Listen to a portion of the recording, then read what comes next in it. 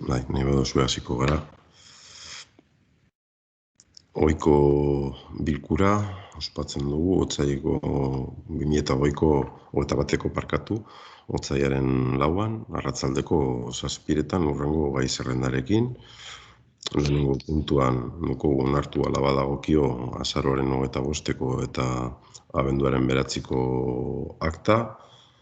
Ez dakit akten inguruan edo aipamenik edo deko zuen.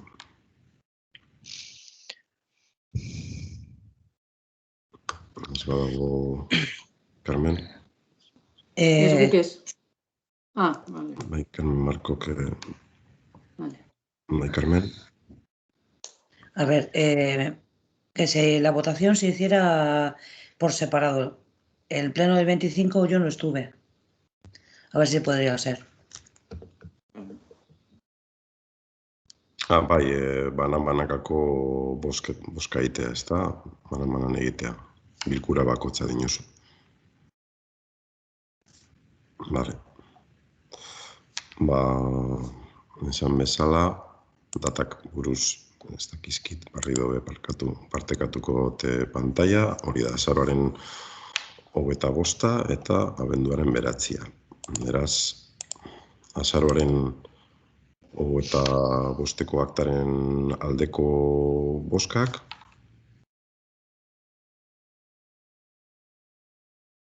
Abstentzioak, bai? Parkatu, 10, Enrique, boskatu oso, bai, ez da, Enrique? Bai, eski dekat kongelata, bale, 10. 10 alde. Bai, abstentzioak. Bat, gehiengo osoz onartu egiten da. Bale, eta abenduaren 9ko aktaren inguruan, aldeko boskak. Aho batez onartu egiten da. Bale, bigarren puntuan.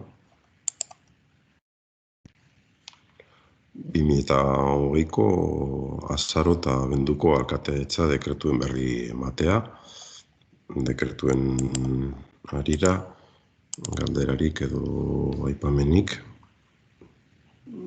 Bai, ni. Etxata agertzen esku hemen. Bueno.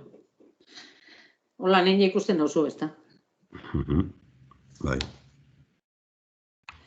Bai, dekretuek, azaruen dekretuen zerrendan, 32 ez dakigu oso ondo zer dan.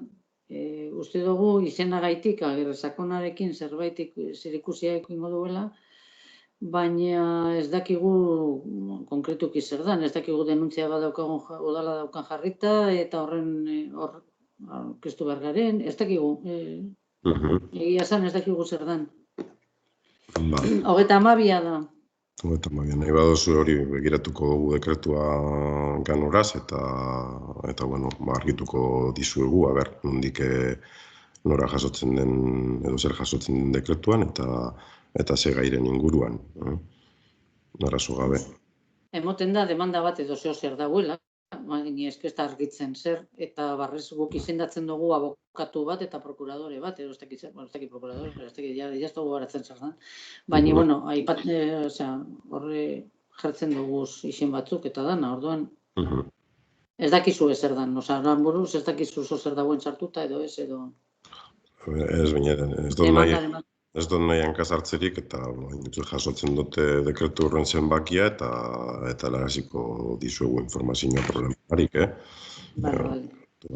ez dekatala dekretu aztertzeko zerarik, eta nahiago horrela egitea. Bale. Bai.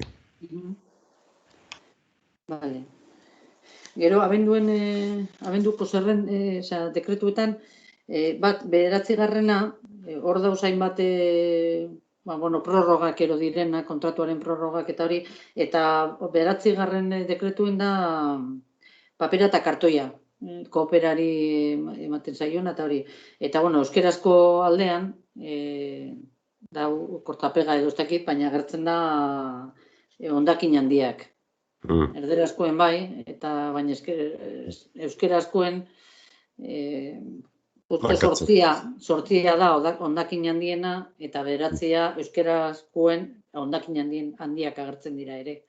Orduan, bueno, errata bat dago, baina erderaz jartzen dago papela eta kartoia, baina euskarazkoen txarto dago. Txarto dago. Errata bat da, baina konpondu beharrekoa, ze, karo, bestelan euskaraz bideko guz hondakin handikoak eta papelik ez dugu. Bale? Bueno, hori, eta 16. dekretuen, hor da, Arriandi egurrak, moten jako baimena, patala, sarria, inguru horretan, garbiketa, suposatzen du pinuek, egon dizela eta pinuketateko, edo danadalako emoten jako baimena, eta, guri behintzet, eta suposatzen dut zuei ere, eta batzordien ere komentatu dugun, baina eskepila bat jente, kejau jaku, inguru horretan, jentie pasiboen doiena betidanik eta ezin dala pasau, baina ezin da pasau, argazki batzuk ere, ez dakit batzordien igual jozuk erakutzi dut zuzan, baina argazkiek eta jente asko kejau jaku hor dauela, intransitable dauela, ezin dala joen jentie, ezin dala pasau hortik. Eta uste dugu hau izango dala, honek dabizen tokize izango dala. Eta hor, dekretuen bertan, jartzen dauz, badaki komentau zen duela, bastakizuela oso ondo, bide publikoe, pribatue, zer, edo, bardin da, nik uste dut, bide hori, hor dekretuen agertzen da, bermatu bidearen erabilera komuna eta publikoa, bardin da, zedan, hor betidanik ibili da jentea gora eta bera, pasiboen, mendire joen, eta oin intransitable da. Orduen, ez daki hori bermatu behar dabe dekretuen jartzen duen moduen, nik uste dut hori ez da bizela bermatzen, eta ez dakit udalak neurriren bat hartu daben, ero hartzeko asmoedekon gai honekin, baina guk uste dugu hori horrela ezin dela mantendu denbora gehiago. Udalak logikoki neurriak bai hartuko ditu eremu publikoan eta bestelan eremu pribatuan baldin bada komentatu gendun. Hor basozainak dagoz, basozainek euren lan egin behar dabe, eta gu bai helarazi diegu bide zainketa hori ganoraz egin behar dutela, eta logikoki bideak txarto izten badire, konpondu arazi egin behar direla. Eta, bizitak ere egin izan dire, eta bai, bidea oso kaskar dago. Eta ez bakarrik basoan ari direnengatik, bestelako kamioiak eta inguruan dabiltzalako, eta hor txosten bat ere egiten ari gara gure kabuz, udal moduan, eta bide eman beharko zaio guzti horri, ingurua txukun gelditu daiten. Ideia hori da, eta logikoki, zaintza egitea dagokionari. Hori argi eta garbi. Bai, nik uste dugu zalantzan ipintzen udalak enbidabenik edo ez, gabiz galdetzen zerbait egin den neurriren bat hartu den, jakiteko seguri jente pilo bat, ez da bat edo bi, jente piloak esan duzku. Eta esan duzku, bai, guk gure erantzune beti da, komenta dugu udaletzien, suposatzen da udalak parte hartuko dabela, esku hartuko dabela, eta konponduko dela, eta behin eta berriro, gaur behoar naz, eta hau bardin da, ez da ezerein. Orduen, horregaitik galdetzen dugu, zer guk ere erantzun batzuk eman behar dugu, eta... Zer da hori? Zer hartu da, hemen, engelez ez oso zerratu eta nun batxel farkatu, ez dakit zer dan. Esan gurot, erantzune horregaitik, ze pausoan mondiez, enpresarekin hitz egin da, berai zain jake hori konpondu beharra dagoela, horrela ezin dela mantendu, dakigu zezati da publiko zein ez, zer dakigu? Ikuskaritza egin behar dela, eta badakit horretan da bizela ofizina teknikotik. Beraz, informazioa daukogunean, helarazteko moduan egongo gara. Gainean gagozala, hori esan aldotzut, 13 kilometro horiek egin ditut ez bakarrik eremu horretan. Inguruko eremu guztia birpasatzen ibili gara, ikusteko bideak eta zela gagozan. Eta horren arabera, txosten bat egin beharko da. Eta txosten horren arabera ere, erantzunkizunak eskatu dagozkionari. Eskertuko genduke txostena deko zunien, edo zozer deko zunien informazio hori helaraztie. Gugere jakiteko, erantzunalizateko galdetzen dozkun gentiai. Bale? Bale, oso.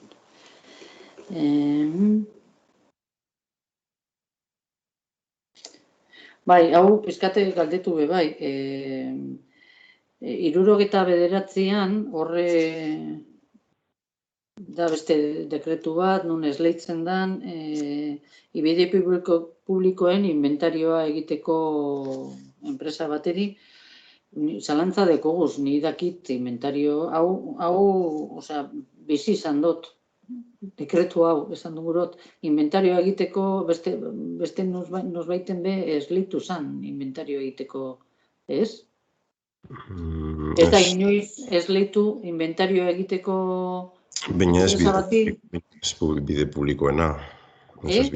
Bide publikoena ez. Bide publikoena 2002an, 2003an egingo zan, ziurrenik lanketa bat, 2005an bukatu zana, baina inventario horrek ez deko balio legalik. Egin behar dana da, egindako lan horri ere, juridikoki balioa ematea, eta nolabait ere aktualizatzea, berregitea, egin behar bada inventario hori, ganoraz ipini, eta behin betikoz bide publikoen inventario ganorazko bat izan, esparru desberdinak ganoraz landu alizateko. Baina, egon badago zerbait, ez? Ez dela ez dekogu ideerik, ez? Egon badago zerbait, ez nabil asmatzen. Egon badago zerbait, baina logikoki udalak bere burua babesteko, tramitazio juridiko guztia ganoraz bideratu behar du, eta bai, udala babesteko eta herritarrak babesteko ere. Zalantza zan, inventario egon, ni, dakidanez, eginda zegoen, beste gauza bada, oin forma juridiko eman bilako. Suposatzen du, ja berpasatu egingo dela, eta jakingo dugule. Logikoki, begiratu behar da inventario horretan zer jasota dagoan, nola jasota dagoan, eta aktualizazioa edo eguneraketa egin behar bada, badakigu gauza batzuk atxikitu behar direla, azken urtetan jorratutako gai desberdinak egon daitezkelako hor mahai gainean, edo bide bat hemendik eskerretik edo eskumatik gaur egun pasatzen dalako, horrego oso argitu, eta logikoki hor txostenean azaldu bendun. Txostenean oso argi eta garbi azaltzen da prozedura zein izan beharko litzateken, eta batzordetik pasata dago. Eta herritarrei logikoki behar zaie epealdi luze bat, ganorazkoa, euren alegazioak egin alizateko ere. Eta argitzea benetan zer den publikoa eta zer den pribatua. Ze hor legeak irizpide desberdinak ezartzen ditu eta horiek bermatu behar dire, bai edo bai.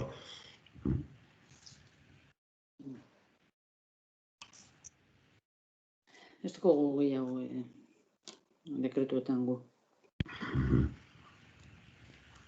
Bale.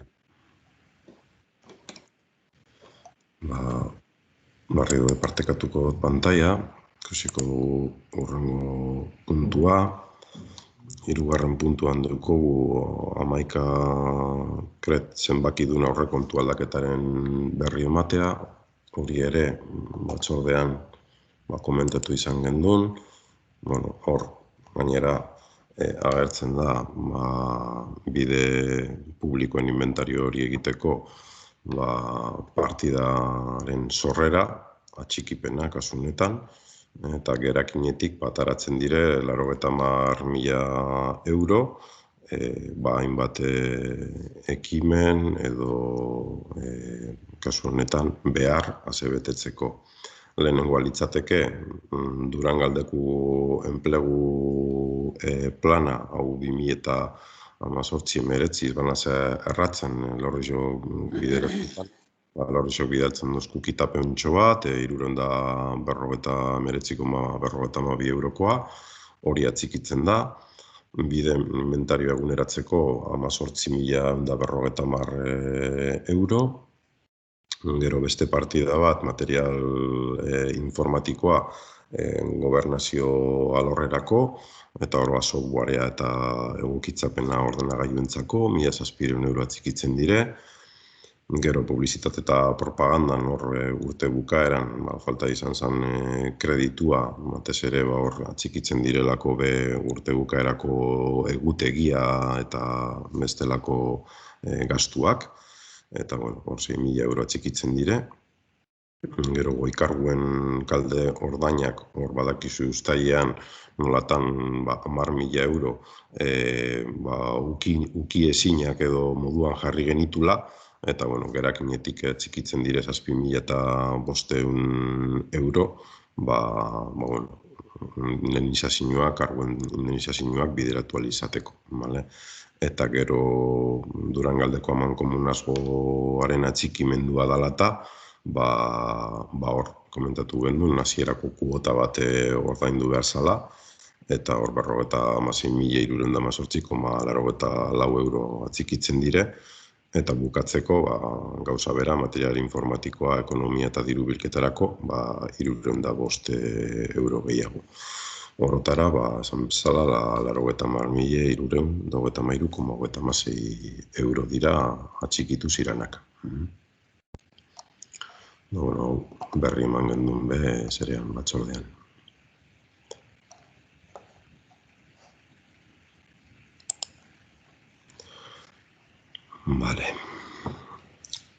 Laugarren puntuan, daukagu 2020ko bigarren hiruhilabetekoaren bataz bestekoa ordainketen inguruan, eta hori batzordean komentatu genuen, kontu ematea, kasu honetan legeak ezartzen ditu 30 egun fakturak eta jasotzeko, eta hor ikusten duzue 2,44 izango lirateke 32 egun. 32 egun, 44 egunetan, bataz beste egin izan dire ordainketak. Eta ikusten hor zuen? Bai, Carmen. Gauza bat horre errata badago, edo ez dakit, zuk esan duzu, irakurri duzu erderaz, eta esan duzu, bigarren hiruhilabetekoena dela, eta euskeraz, eta erderaz jartzen du hirugarren hiruhilabetekoe, dokumentuen beran hirugarren hiruhilabetekoe, hor pizkalio dau. Ez dakigu bigarrena, esan duzu bigarrena, baina uste dut, irakurri duzulako euskerazko aldean, baina ez datoz bat, euskera eta erdera eta dokumentue bera. Hirugarrena da. Hirugarrena da, bai. Hori da. Dokumentuan goian agertzen da hirugarren hiruhilabetek. Hori da. Bale.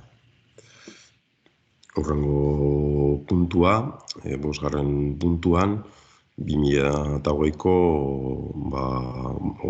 31/20 alkatetza dekretuaren berrespena, eta hori batzordean komentatu genuen, kirolean egin izan den moduan, 2020an, diru laguntzak zuzenean eman behar izan dire, pixkate elkarteek izan dituzten arazoak ikusite, COVID egoera dalata, eta kasu honetan, hiru elkarte hauek agertzen dire zerrendatuta, eta horiei atxikitzen zaiena diru laguntza zuzen moduan. Gure izarrak 1.426, Berrioiz Guraso elkartea 9.276,75, eta Berrizko Gaztegi Kultura elkartea 90 euro. Hau izango litzateke berrestea. Egin zan pixkate urte bukaeran hau bideratu alizateko, eta izango litzateke berrestea. Dokumentu hori ez dozu ezartu, Dokumentu hau ez dago gai zerrendan atxikitute, egongo da ziurrenik alkatetza dekretua, egongo da hau datagatik, egongo da abendukoan, ziurrenik abenduko zerrendan atxikituta. Horrezigatik, nire konturatu, Carmen. Nire konturatu. Igual dago ez dakit, na konturatu, dagoen eroz, edo bidatu. Eta horrezigatik, nik opiniot pixkat pantaian ukiteko zuzenean ikustarazteko, baina bai konturatu naz horretaz eta pentsatu izan du ziurrenik dekretu zerrendan dagoenez, horrezigatik ez da atxikitu.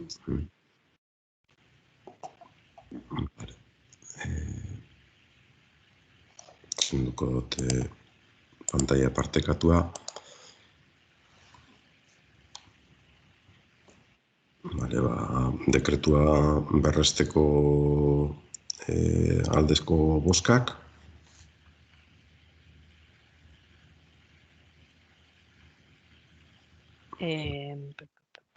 Parkatu, eske ez ditut ikusten ondo. Josu ez dut ikusten ez dozu bozkatu, ezta? Eta Carmen kongelatu inda, Enrique bai. Ni baietz bozkatu dut. Vale, Carmen eskiko. Eta David ez dozu bozkatu, ezta? Bai, alde? Vale, aho batez, parkatu.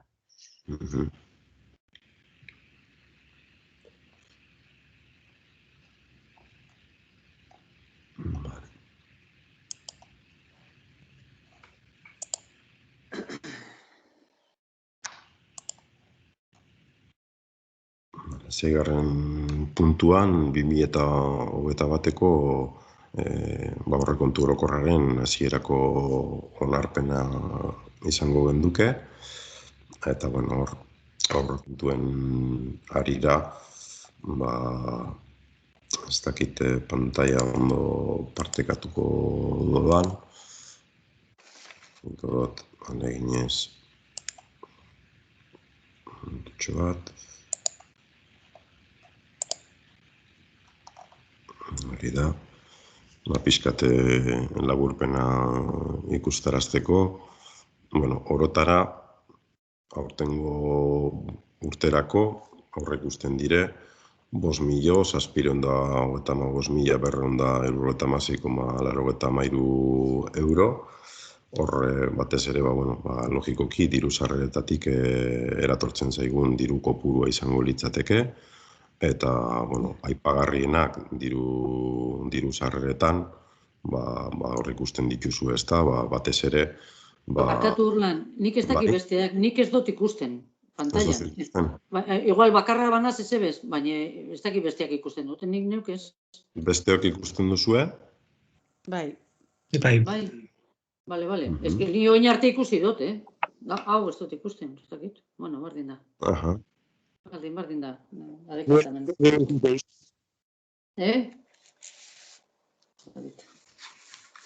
Bardin da, ni haitik jarraitu, bardin da. Nik ez dut ikusten pantalla, baina... Bale, nenbilen komentatzen, hori, aipagarrienak liratekela, adibidez, 3. kapituluan, tasa eta bestelako sarreretan, udaltasen kobrantza txikiago bat aurre ikusten dela, 81.000 euro gitxiago, batez ere logikoki hor kiroldegian eta tasak gitxiago kobratuko ditugulako erabilpenagatik.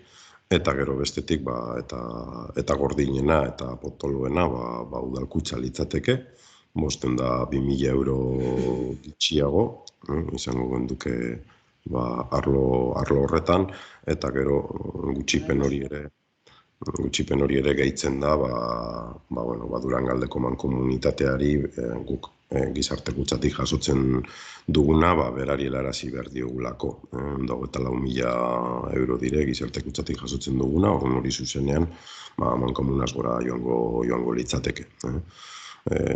Eragiketa arruntetan berez, 725.203,07 euro gitxiago, 1,1 gitxiago, eragiketa arrunte horietan.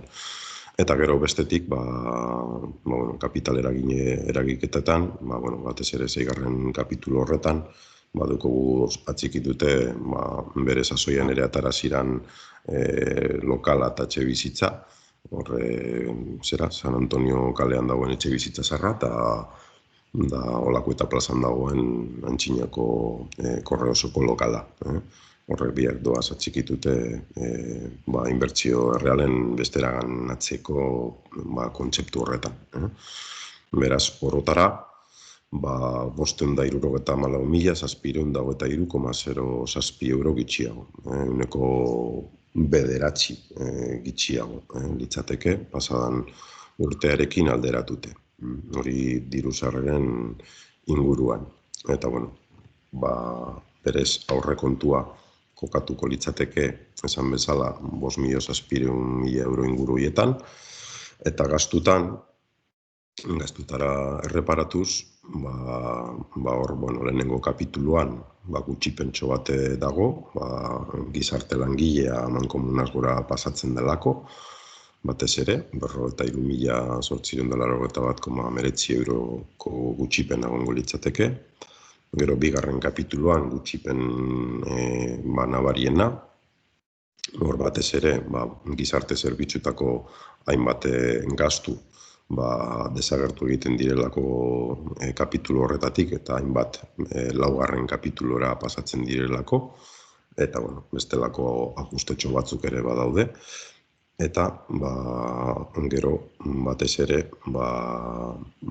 aipatzea agian seigarren kapitulua, ezta? Eta hor seigarren kapituluan, 154.000 euro gitxia. Hor kokatuko gineke, aurten gorako, 289.000 euroko inbertsiotan. Eta inbertsioi pixkate erreparatuz,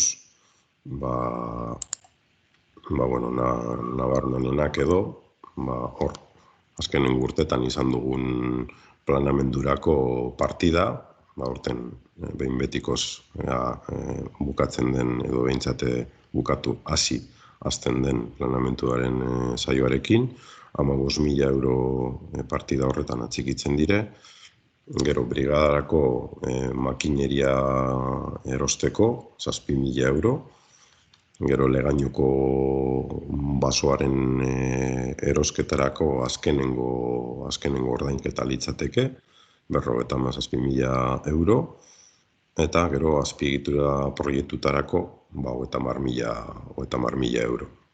Eta horra horrek ikusten dire, hainbat proiektu prestatzen joatea. Gero azpiegitura eta urbanizazioetan ere, beste 15.000 euro.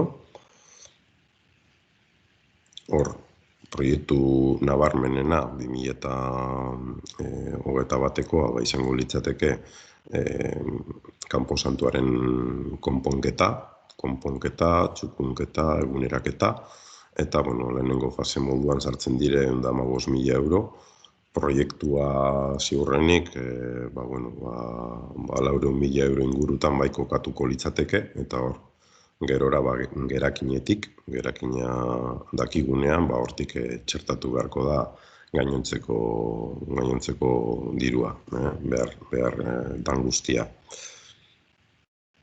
Gero dukogu kultura alorrean, betiko partida funts bibliografikoak erosteko, 5.000 euro, eta atxikitzen da partida simboliko bat, ze hori da 2021ko beste lehentasunetariko bat, pertsona nagusien egoitza berritzea. Eta hor, gerakina esan bezala daukagunean, diru bat atxikitu beharko da, proiektua gauzatzeko. Eta gero, kirolari dagokionez, kirol ekipamentuetan behar diren elementuak eta erosteko 2.000 euro, eta gero 16.000 euro pixkat kiroldegiko aplikazio informatikoa eguneratzeko eta albidetzeko bestelako gaitasun batzuk. Kobrantzak ganoraz bideratzeko, herritarrei aukera emateko app baten bitartez euren gestinoak egiteko, pixkate helburu horregaz eta logikoki lotuta ere rokodromoarekin, azpiegitura berri honek albidetuko du rokodromoaren sartu urtenak hobeto kudeatzea, azkenengo boladan arazoak dagoz bai aplikatiboarekin eta sistemarekin. Eta hori konpontzeko, txukuntzeko, txikitzen da diru hori.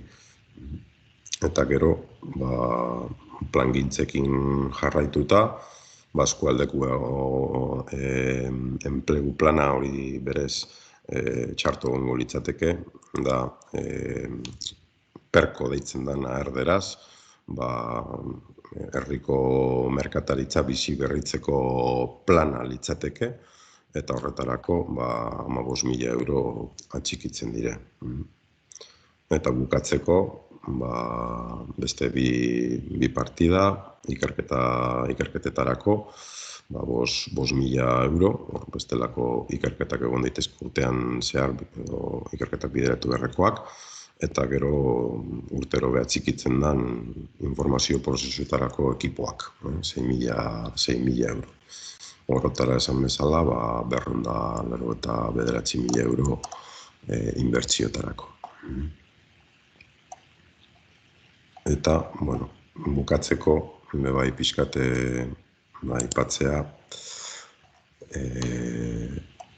aurrekontutik, hainbat partida kokatzen direla, uztailean, kainaldera izan zen, COVID-ari aurre egiteko pixkat sortzen diren behar izan horiek bideratzeko partidak, ezta. Eta hor, gizarte ekintzetan edo txikitzen dire orotara 56.000 euro likagaien bankuarekin jarraitzeko, komentau gendun, sinergia pixkat bilatzea likagai freskoen alorrean lehen sektorearekin, eta horri jarraipena ematea.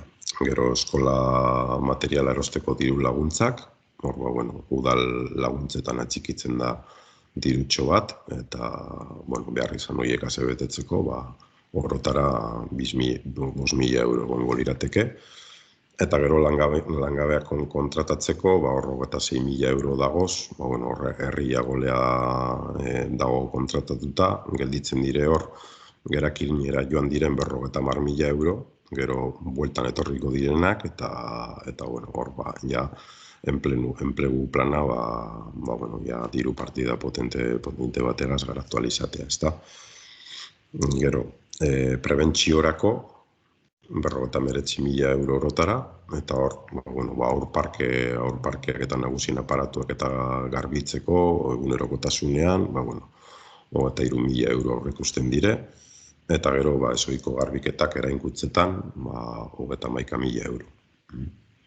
Eta osasun alarmarako partida, eraikuntza desberdinetan behar diren epiak eta bestelakoak bideratzeko 5.000 euro. Eta bukatzeko aktibazio ekonomiko alorrean, dagoz jasota 25.000 euro merkataritza elkartearekin lotzeko, bono eta bestelako ekimenak eta bideratzeko. Gero, aipatu dudana, toki merkataritza bizi berritzeko plana bideratzeko 15.000 euro. Hemen dago bikoiztuta, hau txarto gongo litzateke, horreko partidan gongo litzateke enpleguarena. Turismo jarduerak bultzatzeko 10.000 euro, eta hor, komentatu gendun, ostalaritza pixkate laguntzeko ere, 10.000 euroietatik 6.000 euro hori bideratzea. Eta gero bestetik, tokiko kontsumoari pixkate bultzada emateko, sentsibilizazio kanpainak eta 4.000 euro atxikitzea propaganda partida horretan. Eta gero, kultura alorrean, gelditu zen gauzatu gabe urte bukaeran tokiko kultura bultzatzea, eta hor, 5.000 euro aurreikusten dire, eta gero kulturaz blai kale ekintzen indartzea aurreko urtean egin zena, hori da aurreko urteko batuketa, horotara 14.000 euro ekimen hori gauzatzeko. Hori aurrekontuen inguruan orokortasunean hitz egin da.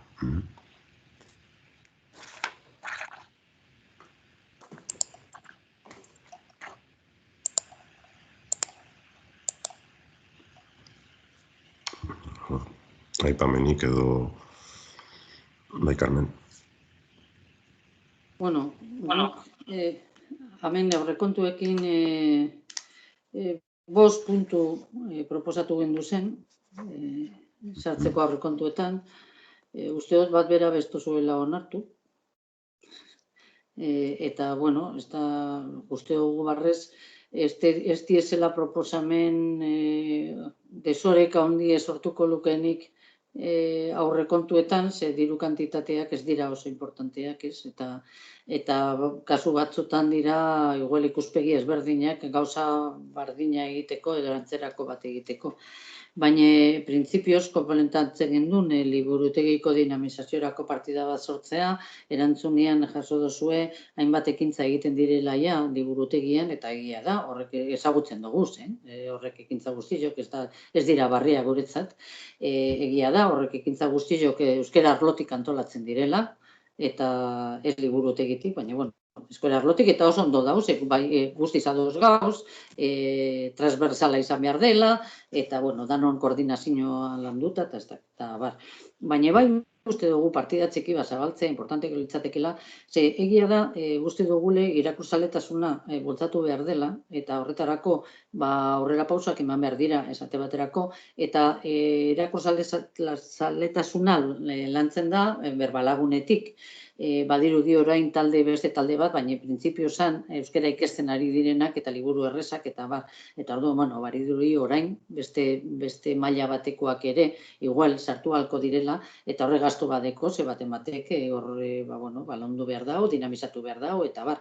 Eta uste dugu barrez ez bakarrik hori baizik eta nire ustez eta gure ustez erderazko liburuak ere oso interesgarria dauz batzuk eta importanti izango litzateke hori ere lantzea, ez bakarrik euskeraz hori egiten dela eta gehituko dela gehiago, baizik eta erderaz ere, eta barrez oso importantea da guretzat eta uste dut horretan eguel danok ados egon garela, ez? Kultura oso importantea izan da konfinamentu honetan eta prozesu honetan eta izaten ari da eta nik uste dut esate baterako irakurzaletasunak laguntzen duela egoera honetan aurre egiten eta bueno, hau izen alda bide bat, ez, bebai isolamenduan dauden pertsona batzuk ere pizkat erakartzeko eta bueno, talde bat sortzen bada eta liburu bat eske proposatzen bada eta irakurtzen bada eta hori pizkat hori bideratzeko, ez? Eta liburu aurkezpenak egin, eta bueno, eta orduen diru partida bat esaten gendun hor kokatzea, pizkat hau egiteko. Eta orduen, bueno, zuek dinozu ez dela beharrezkoa, guk uste dugu beharrezkoa dela, eta beharrezkoa, eta momentu honetan, ez dakit urgentziazko igual, ez? Helburu hori, komentatu dudan helburu hori pizka betetzeko, ez? Ordu, bueno, ez duzu ikusten, guk uste dugu importantea dela. Ez dela orain okurri duiaku, baizik eta lagungarria izan alda. Bigarren puntue, kulturetzeko aurkiak aldatzearena, bai komentatu genuen, hori ere uste duzue ez dela lehentasunezkoa, nik uste dut hau dela gauza bat komentatzen ari garena urtietan, ez dela orain barria, eta barrez nik jasotzen dut eskua, ni naz, horrek aurkizok aukeratu zituen bat. Ez ni bakarri, baina ni egon nintzen tartean. Eta gauza bat txarra horik ez dut egin. Hori baino, horrek aurkizok aukeratu.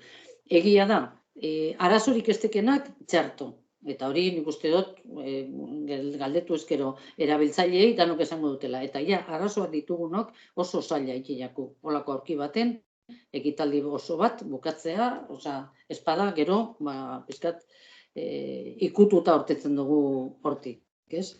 Eta orain, kultura da, bide bakarra sozializatzeko eta pizkat etxetik ateratzeko eta gauza pizkat eta seguruan ikuste dut dela. Egiten dan moduen berri zen. Orduen baita da momentua, eta ez da gastu handia, Ez da lehentasunezkoa nik uste du baietz, ze osasunarekin ari gara hitz egiten, ez? Osasunaz ari gara hitz egiten, eta ez da oso garestia, eta nitzako esate baterako, eta gutzako, ez nitzako bakarrik, gutzako, ze komentatu dugu, lehentasun handia hauedeko hau jardin botanikoa baino, egia esan. Eta diruz antzera ibiliko da, eta jardin botanikoa jakitea oso majoa izan alda, jakitea ze motako zuaitzak eta landarak eta dekogu zen jardinien. Importantea eta bueno, bai, interesantea izan alda, baina hau da osasuna, eta uste gu lehentasuna handiagoa dekola, bestea baino, eta bestea egin behar da, jardin botanikoarena. Eta horri biliko da gaztua, gutxi gora bera.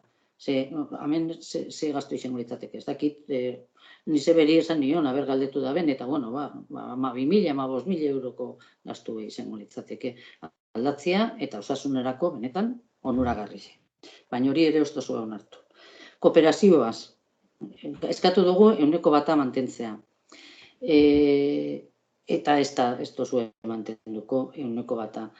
Uste dut, hemen zuen esaten dozuenean, dinozue, ja bereiztuta zegoela, bata 0,7 kooperaziorako 0,3, hori nik ez dakit nun bereiztu da, nun erabaki dan eta nun egin dan.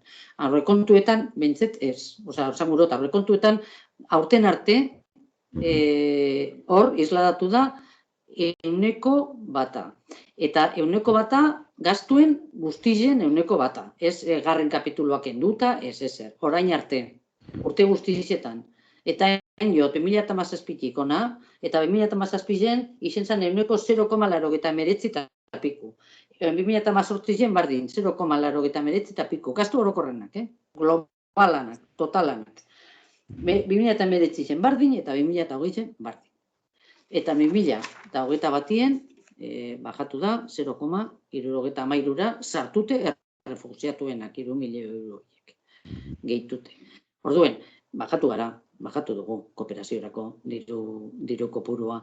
Hor esaten dozue errefuxiatuen dako, nik ez dakit nondik etara dozuen hori, baina bueno, igual bideratuko zan 0,3 horretara. Ez dut ulertzen, aterpetzearena berrizen dagoelako, horrez eragina da, ze eragindeko gure aurrekontuetan berrizen egotie edo Irunen edo Zornotzan.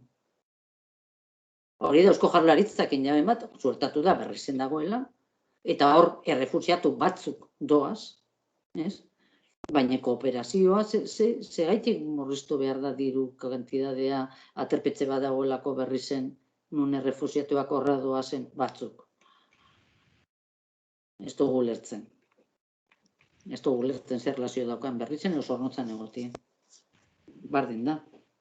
Diru kopurua emon behar bada, ero laguntza emon behar bada, bardin da nun dagoen kokatut. Baina, bueno, horri ere esan dozue, ez. 100% mantentziari ez. Eta ez da izango mundu honetan ez dagoela nun kooperatu. Ez da hori izango. Eta gu privilegiatu batzu gara. Arlo askotan. Eta, bueno, osasun egoera honetan, ikusiko dugu, lehenengo mundua eta beste mundu batzuk nola geratzen diren, edo zerbait laguntzeko pres gauden, edo ez. Eta orduan, bueno, guk mantentzen dugu 100%, egon beharko litzatekela. Bajatzen da, 100%, aurrekontu txikiagoa bada, gutxiagoa da, beste urte batzutan baino gutxiago, guk mantentzen dugu porcentaia. Laugarren puntua izin zen enpleguarena. Hor, badau, enplegua sortzeko plangintza bat, ez dakigu nun zelan kokatzen den plangintza hori. Guk zuek komentatu zenduen edo erantzunean jasotzen da, diru laguntzak enplegua sortzeko, enpresei diru laguntzak emotea enplegua sortzeko. Guk uste dugu, zuzena dela, egin alda, enpresei laguntzeko, baina hori ez da langileei ero enplegu sortzeko, baizik, eta enpresak egoera eskasien badauz, enpresai laguntzeko izen alda diru laguntza bat. Baina lanpostuek sortzeko, uste dugu, lanpostu zuzenak, enplegu zuzena sortu beharko zuela udalak. Eta segaiti dinogu hau, enpresak udalaren diru laguntzarekin, ez dabe pertsona bat kontratatuko, ez badauta behar. Osea, enpresak pertsona bat kontratatuko du behar badu. Diru laguntza egon edo ez. Udalaren diru laguntza gaitik ez. Beste gauza bada, eta horretan ados gauz, udalak diru laguntza horiek ematen badauz, eta hor, genero ikuspegia, euskera eta sartzen badira kontratazioa egiterakoan, bale, baina diru laguntza horietatik aparte, uste dugut enplegu zuzena sortu beharko litzatekela. Eta erantzuna izen zan uste dut, txartu espanago, idatzi zen hori ez da agertzen, baina uste dut batzordin komentatu zen duela, igual enplegu zuzena sortu eskero, igual izenbeko litzatekela, 6 hilabeterako lana edo, eta langabezian dagoen bateri, 6 hilabeteko lana emotia udaletik, ez dut pentsetan dala mespresatzeko gai bat. Orduen, bueno, guk uste dugu, enpresai bai, baina batez be kondizioekin, eta bar, hor kontratatuko dabe, behar badabe, ez dugu soldata bat ordainduko enpresa bati, osorik, orduen, ez badute behar, ez dute kontratatuko. Beraz, sortu behar dana da enplegu zuzena, gure ustez. Horri be, ezetza esan dutzazu. Eta gero, pentsio edunei laguntzak. Guk planteatzen genuena zan, pentsio txikiak dekenei osagarri bat jartzea, osatu pizka pentsio hori, pentsio duin bat izateko. Eta horretan, prest geunden, adosteko kantidade bat, edo horri esan duzue, ezetz ere. Orduen, 5 punto. Diru kopuruen aldetik ez direna oso importanteak. Ez dugu planteatu eguneko zentro bat sortzea, ero egitea, ez teko zer ikusirik egin behar danaz. Ez dugu lako ezer planteatu. Planteatu duguz gauza gutxiak ulertuz, honek planteatzen genduzen gauzak onartgarria zirela. Eta nuko sorpresa izan da, bat bera bez duzuena onartu. Beraz, ezin dugu bozkatu aurrekontu hauen alde. Ez pixkate labur biltzeagatik ez da gure erantzuna pixkate fintzeagatik edo zehazteagatik. Banan aipatzeagatik ez da liburutegiaren gaiarekin logikoki ikusirik zertzuk ekimen bultzatzen diren irakurzaletasuna bultzatzeko guztiz ados gaude eta hori nahi dugu bultzatzea. Eta batzordean aipatu gendun, zelan jada, oindala urte bete, aurkeztu gendun, udal organigrama berrian, ikusten gendula beharrezkoa liburutegia ere, logikoki sartzen da, dinamizazio alorrean ez da, nolabait, tekniko dinamizatzaileak behar zirala, eta kasunetan liburutegian zertarako, logikoki, irakurzaletasun hori bultzatzeko, aipatu dituzun esparruetan.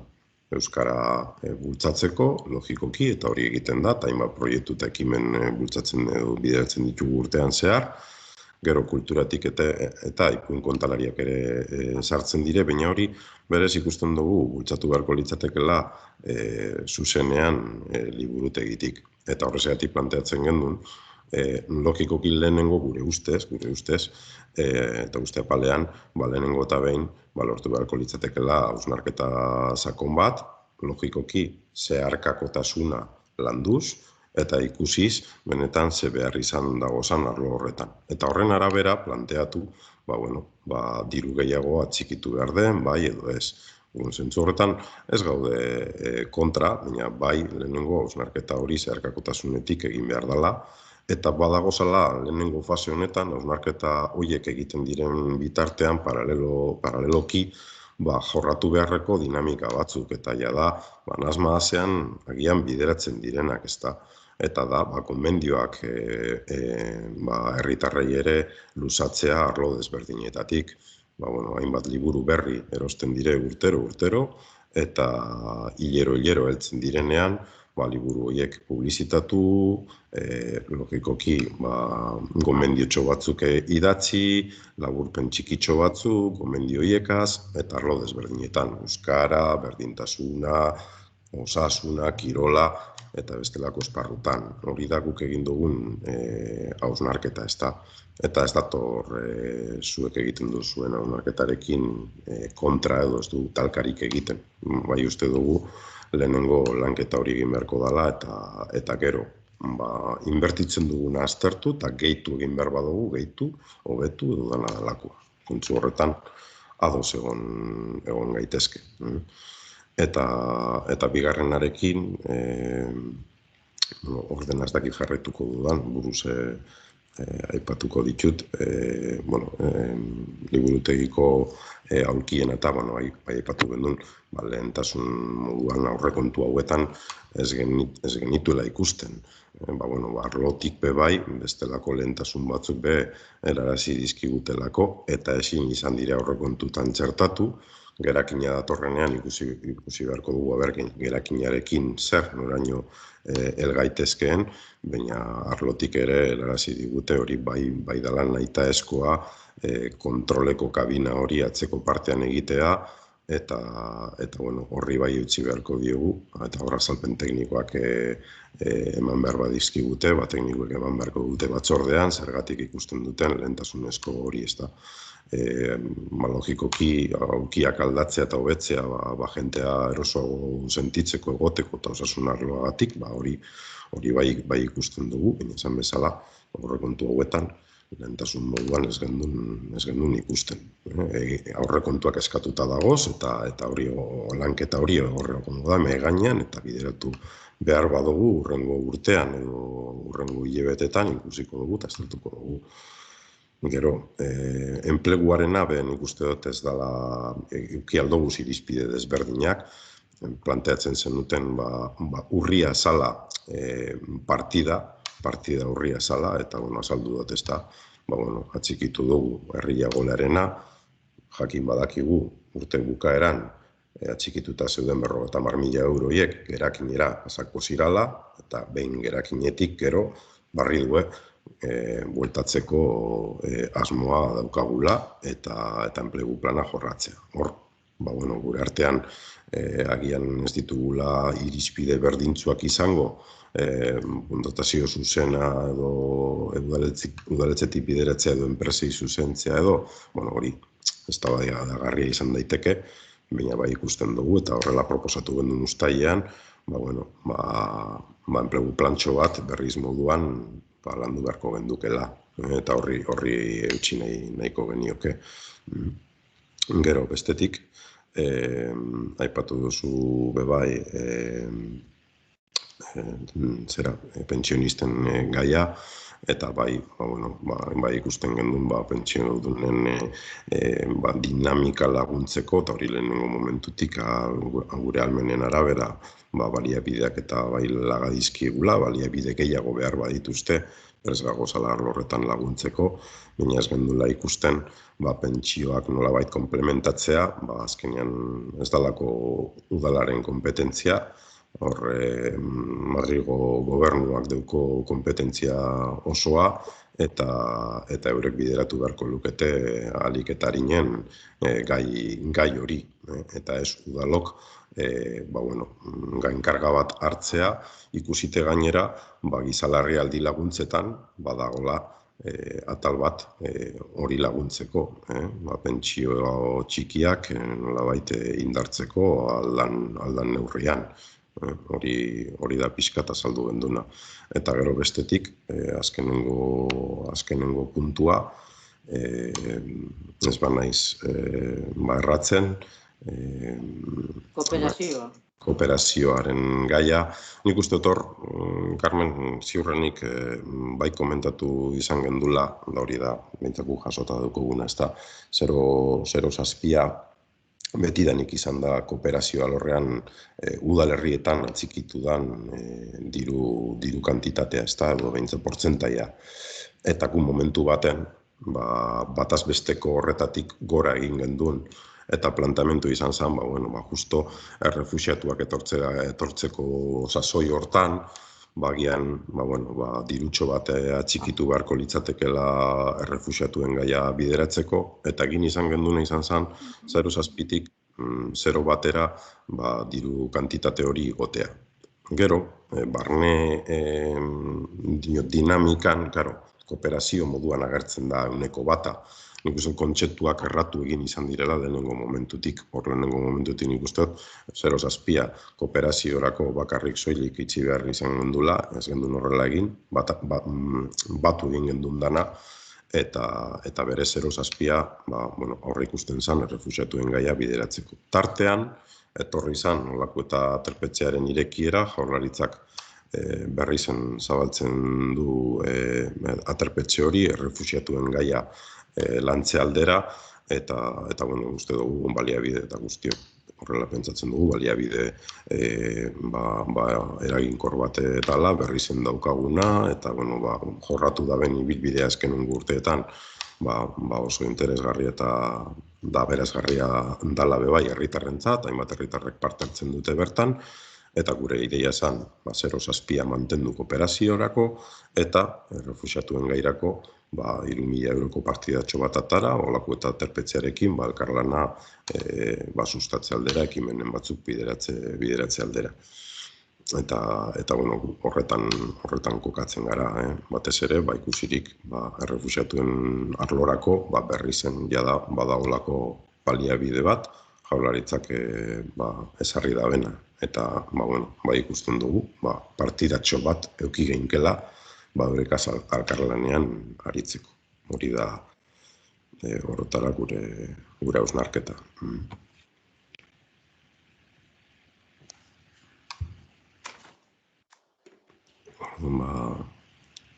David, dago hor, parkatu. Tranquilo, gracias. Bueno, desde nuestra formación vamos a volver a votar en contra nuevamente y además lo seguiremos haciendo hasta que la ciudadanía pueda participar activamente en la elaboración de los presupuestos municipales, porque creemos que hay diferentes maneras para que puedan participar y además para que se puedan poner en marcha. Se pueden tanto hacer las comisiones abiertas como colgar los borradores de los presupuestos en la red, como aceptar propuestas de la ciudadanía para su estudio. Creemos que podemos hacer que la ciudadanía participe más y por eso vamos a votar en contra.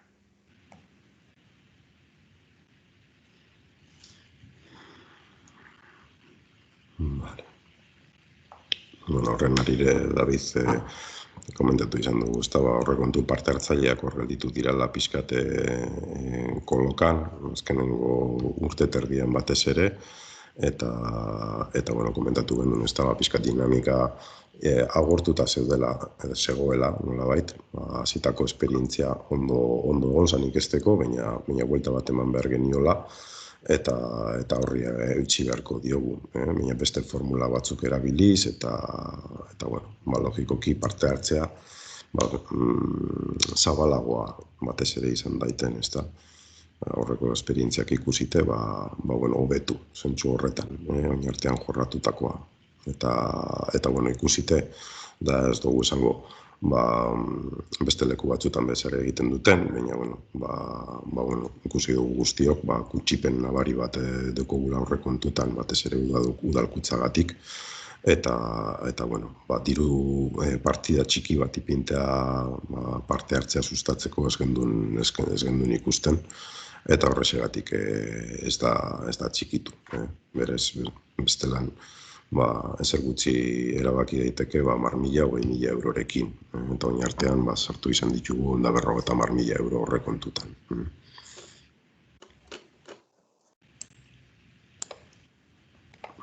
Solo un segundo, Arlan. Bai. Yo creo que deberíamos dar la opción a la ciudadanía de participar en los presupuestos generales, no dejar simplemente que participen en unos presupuestos participativos.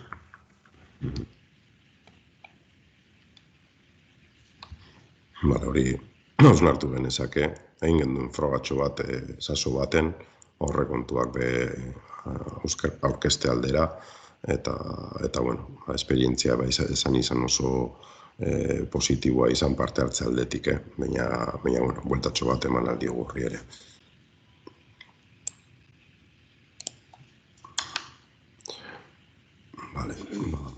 Aurrekontuaren aldeko boskak. 7. Abstentzioak. Kontrako boskak. 4. Gehiengoz oso onartu egin da.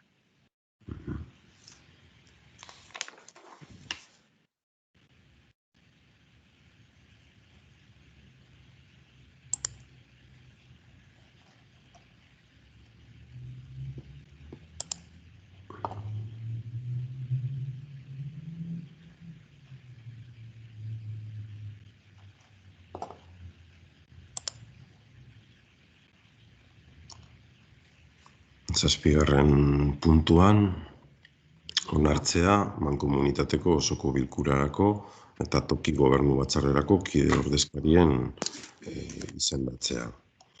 Hor, markatu, topatzen dudan dokumentua, hemen. Berez, Durango komunaldearen amankomunazgoaren osoko bilkurarako ordezkariak ikusite, mankomunitateko estatutuek zer jasotzen duten eta ordezkaritza nola zehazten den, dont legea erabiliz, lehenengo 3 ordezkaritzak, 2 EAJ-ari eta 1 bilduri dagozkie, eta EAJ-tik Bego Madariaga Orbe eta Terneu aurkeztuko ginateke, eta EH Bildutik Sabate Olaria. Eta gero bestetik, mankomunitateak baldin eta badeuko tokiko gobernu batzarra, ordezkari, baneu, alkate lehendakaria edo presidentea.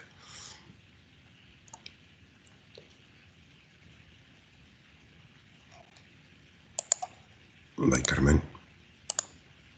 Bueno, guk uste dut argi hitz egin dule gure iritzile honi buruz eta eskatu gendun, behin eta berriro erabakia hau atzeratzie eta osnartzie. Ez dakit konturatu zaren, erantzunetan zenbat biderra aipatu duzun aurrekontuen zenbat biderra hausnarketa sakona egin behar dela, eta hausnarketa sakona egiten hainbat gauza pasatzen diez eta urtie pasatzen diez eta jarraitzen dugu hausnartzen. Baina hemen guk eskatu gendun denbora minimo bat hausnarketa bat egiteko honi buruz, eta hau hausnartu gabe erabaki izan. Eta gure jarrera argi eta garbi hitz egin duen, egoera horietan eta egintzan moduan guk ez gendula bat ere ikusten erabaki bat hartu alzanik. Erabaki hori hartu zen duen eta orain izendatu beharra dago ordezkariak izendatu beharra dago, klaro, mankomunitatean sartute gaudenez, tokatzen zaigu bat eta erabaki dugu bat joatia, segure ordezkariaren, mantenduko dugu, ez dugu galduko mankomunitatean, baina abstenitu egingo gara erabaki honetan, eta abstenitu egingo gara, segure ustez, ez ginen bozketa honetara heldu behar.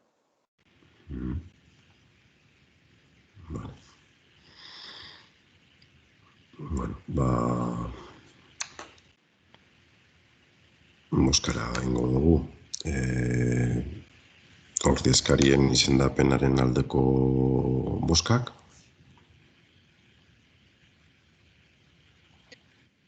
Carmen Marko, barkatu? Ez duzu bozkatu.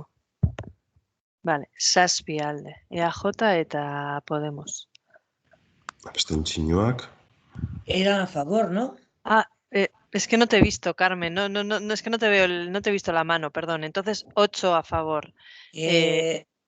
No. No has votado, perdón. No he votado, no he levantado la mano. Es que a veces no se os ve bien la mano, perdona. Bien, sí, perdón. Entonces, 7 a favor, PNV y Podemos, ¿vale? Barkatu Orlan. Bai, ez lasai. Abstentzioak? 4. PSOE eta EH Bilduk.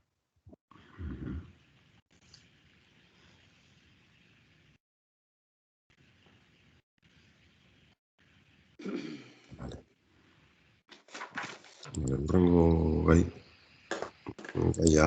zerrenda. Onartu iten da, barkatu. Bai.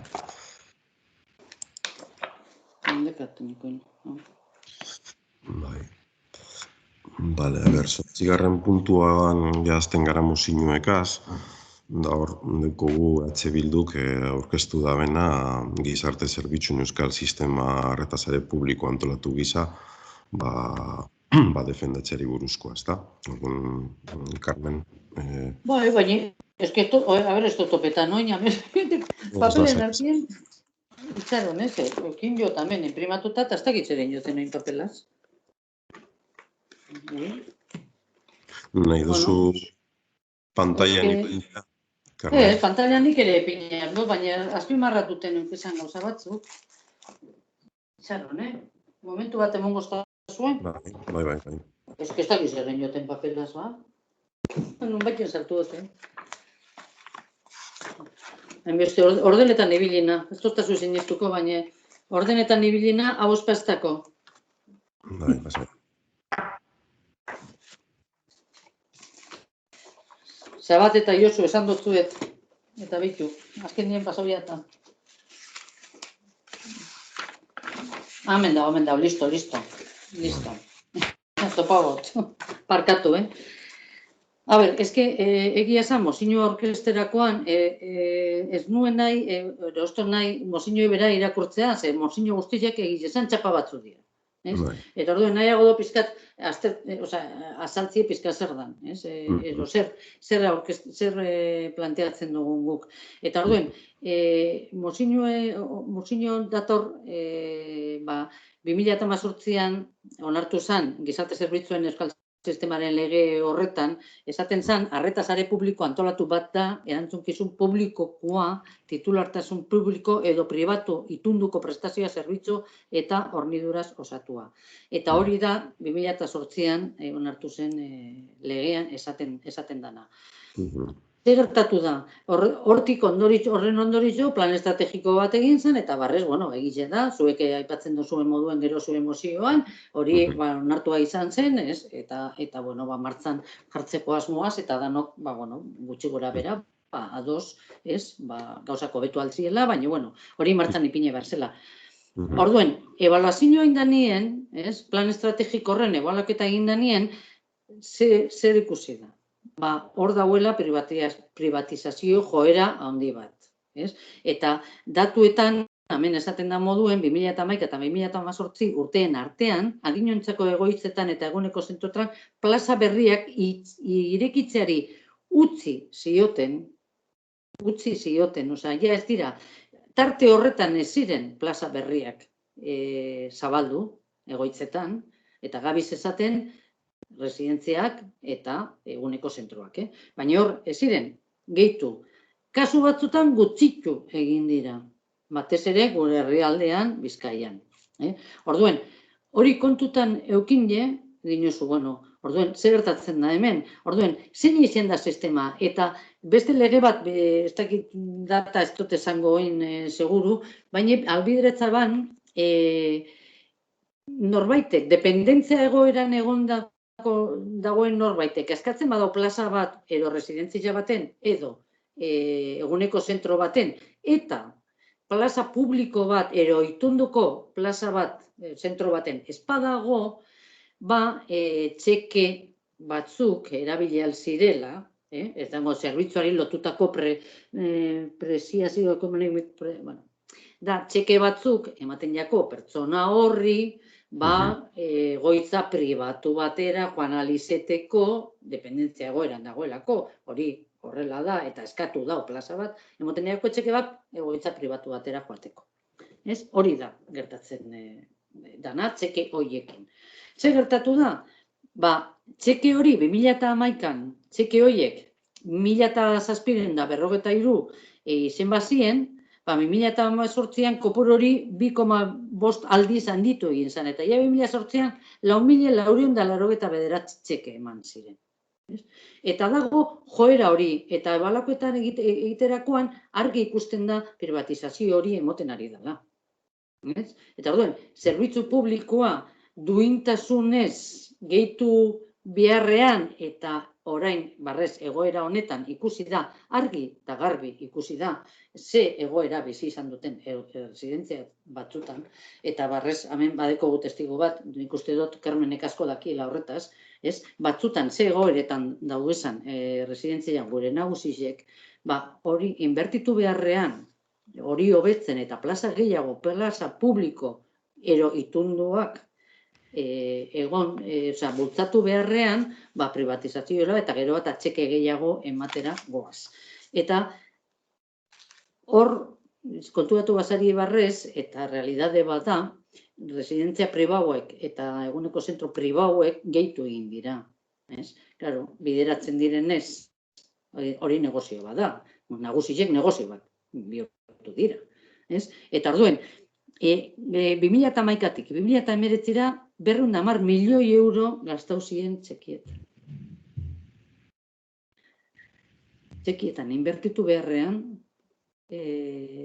residentzien egoera duindu eta plaza berriak, eta egin behar dira badira residentzia eta eguneko zentro gehiago egiteko. Eta zandu dagoezen duintasunez gure nagusiek, dependentzian dagoezenak batez ere.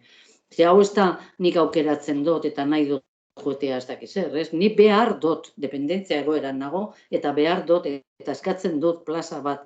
Eta orduen, zuek gero komentatzen duzue, norberak nahi badau, zu behar bat badeko zu, administrazio publikoak behar hori asetu behar dizu. Eta duintasunez. Eta ondo, eta horrela bada, ez dekozu beharrik pribature joateko, eta pribatura gure bozu joatea ordaintzen dozu, hori beti dago hor.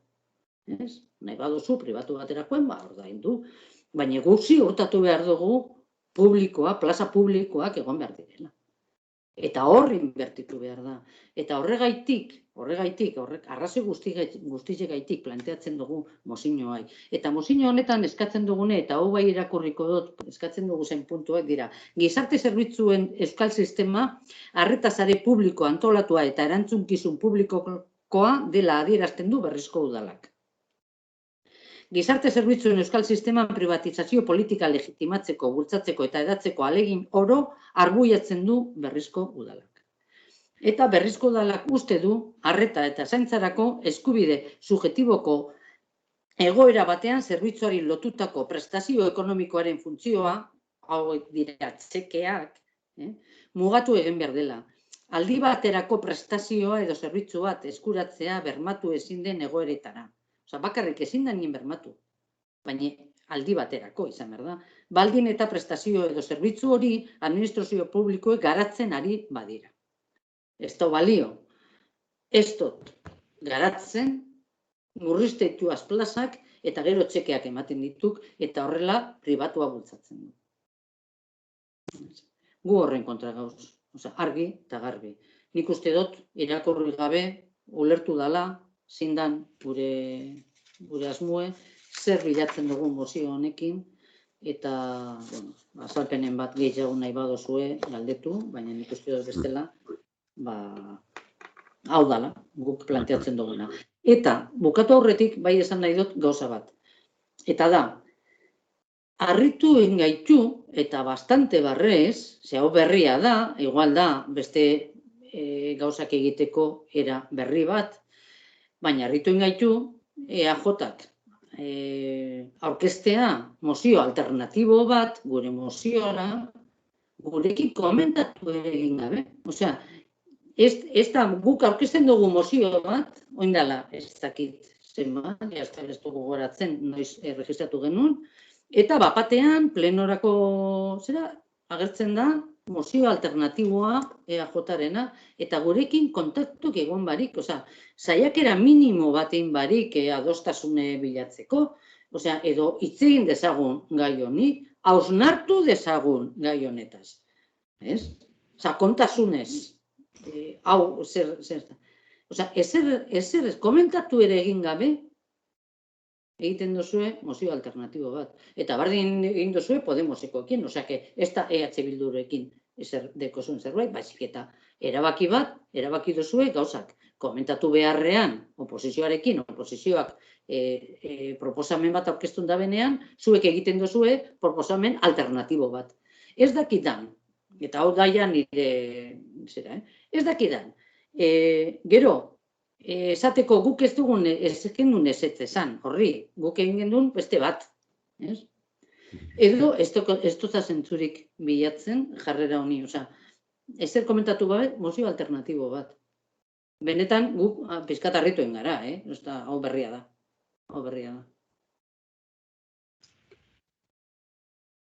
Eta eskatzen dugu benetan, talde guztiei, mozio honen alde bozkatzera, ze bestelan guzti dugu gure nagusien egoera oso larria izango dela. Eta diru estekona ez da okingo nora joan. Eta publikoa defenda dezagun, eta publikoa zaindu dezagun. Eta publikoa duintasunez mantendu dezagun. Eta kalitatezkoa duina, arduratsua, hori da eskatzen ari garena.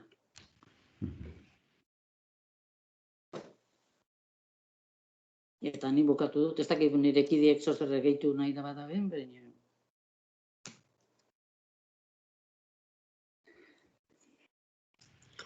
Bai, hor, komentatzea, ez da, ikusi duzue mozinuen ordena, badagoela lehenengo zuena Carmen, EH Bildukoa, gero Podemosekoa, eta gero gure bi alternatibak.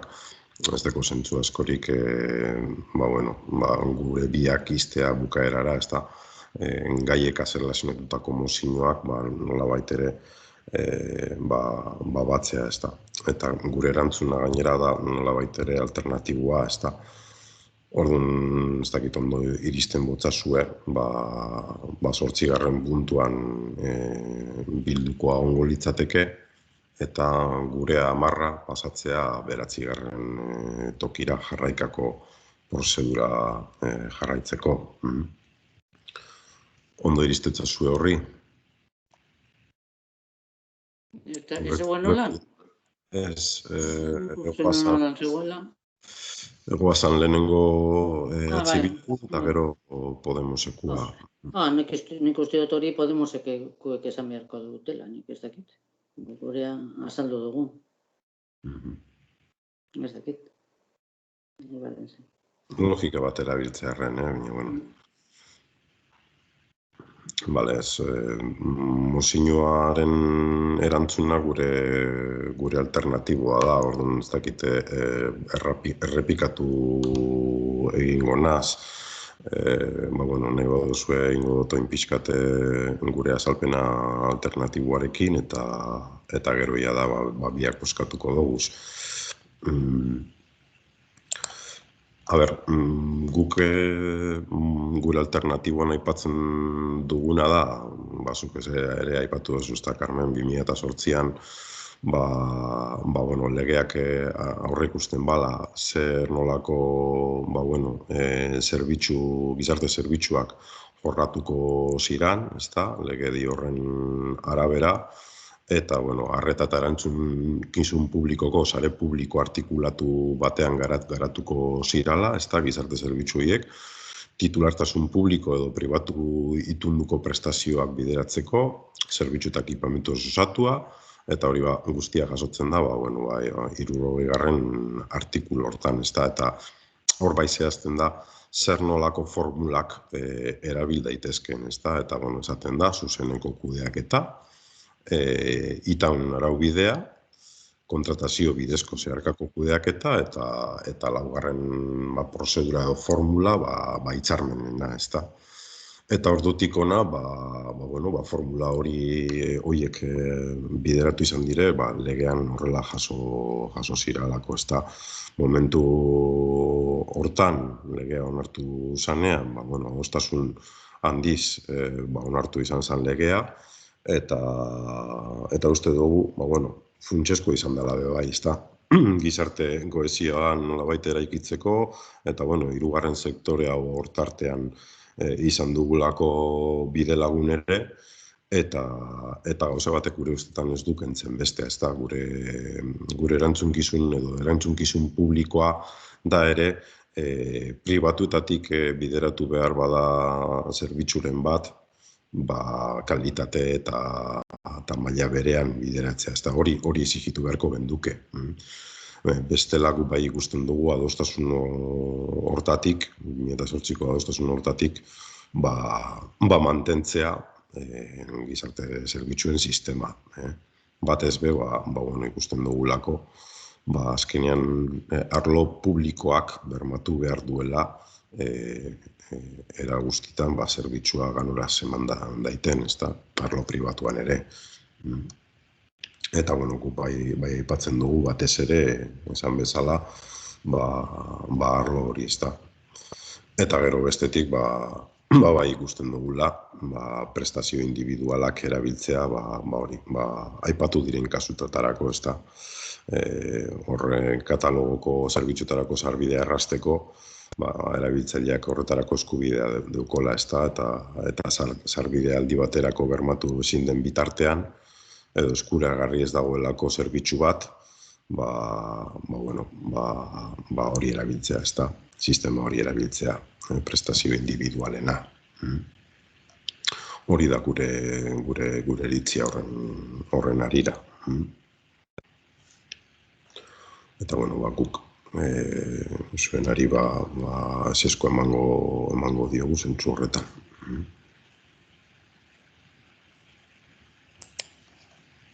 David? Nire bai eskatu dute. Nada, Carmen, te robo un minuto nada más. Nosotros, en referente a la moción que ha presentado Bildu, desde nuestra formación siempre abogaremos por lo público y además lo defenderemos. Y además creemos que los servicios sociales deben ser públicos y deben trabajarse para que sean de calidad. Y por eso vamos a apoyar la moción de Bildu. En cuanto a la moción alternativa, sigo pensando, pues como dice Carmen, que creo que es más sensato, más correcto, bajo mi punto de vista, que se analice entre todos las mociones, si cabe, y llegar a un acuerdo para que sirvan, porque de esta manera lo único que se va a aprobar siempre es lo que decidas tú, lo que decida tu partido. Y no sé, nos gustaría más pues que podríamos llegar a un acuerdo.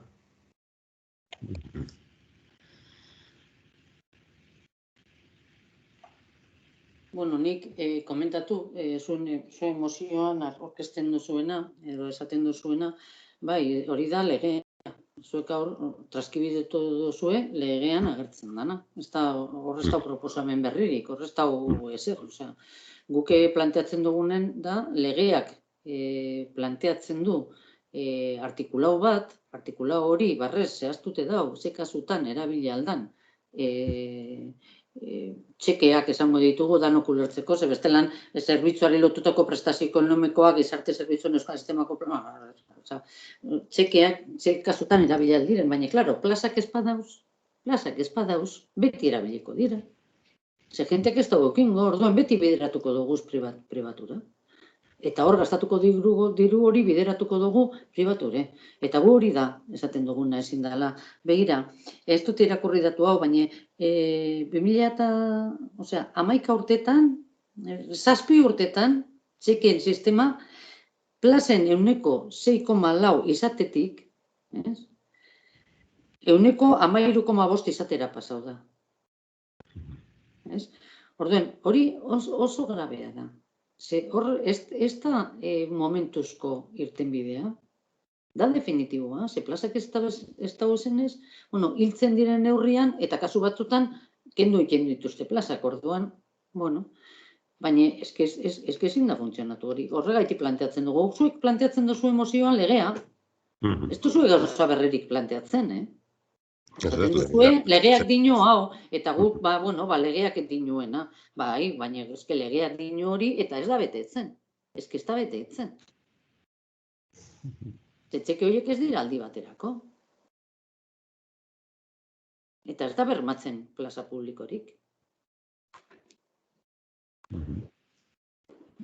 Eta ados, Davidek esan da benarekin, ez badugu komentatu ere egiten, badakizue, eta beti, eta berriro ere esango dut, hau da, gehiengo osoaren erabilera penagarria.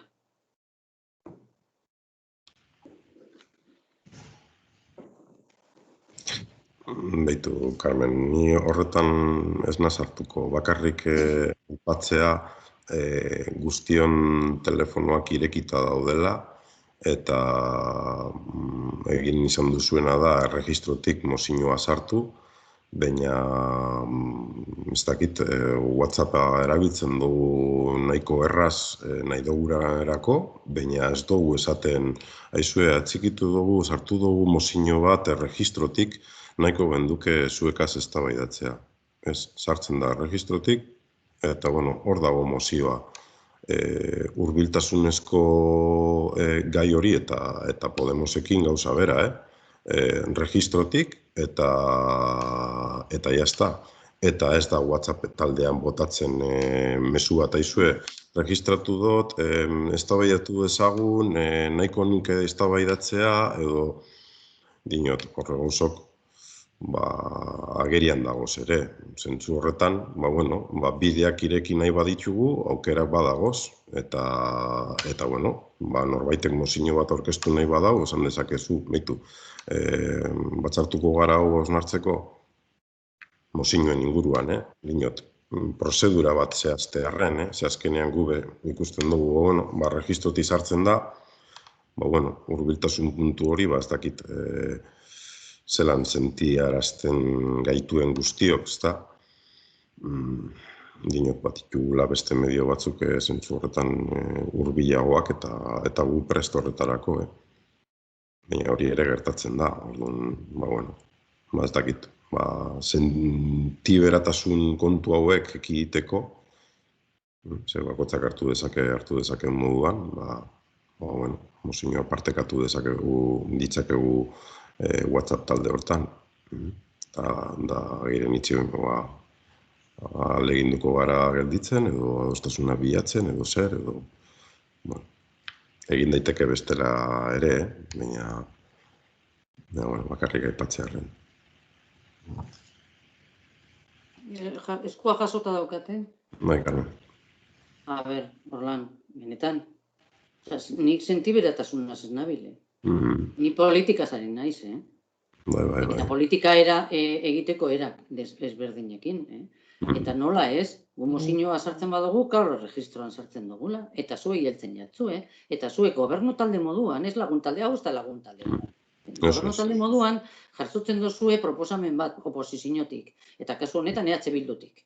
Eta proposamen hori, inaldozue, joder, bai edo ez, alkartzen gara, orain arte horrela eginda horlan, Ez dugu WhatsApp taldea erabili, martxoaren 8koa, 25koa, edo ez dakiz zer, erabili dugu, mozioa sartu duguz, eta zuek beste bat alternatiboa, eta zu izan zara barrez, gehienetan edo beste lorea, esan ez, zuedeko zue bat, godeko beste bat, eudelek ez dakiz zer, berria adosten du, bardin da, baina hemen hau ez da lagun kuadrilla bat.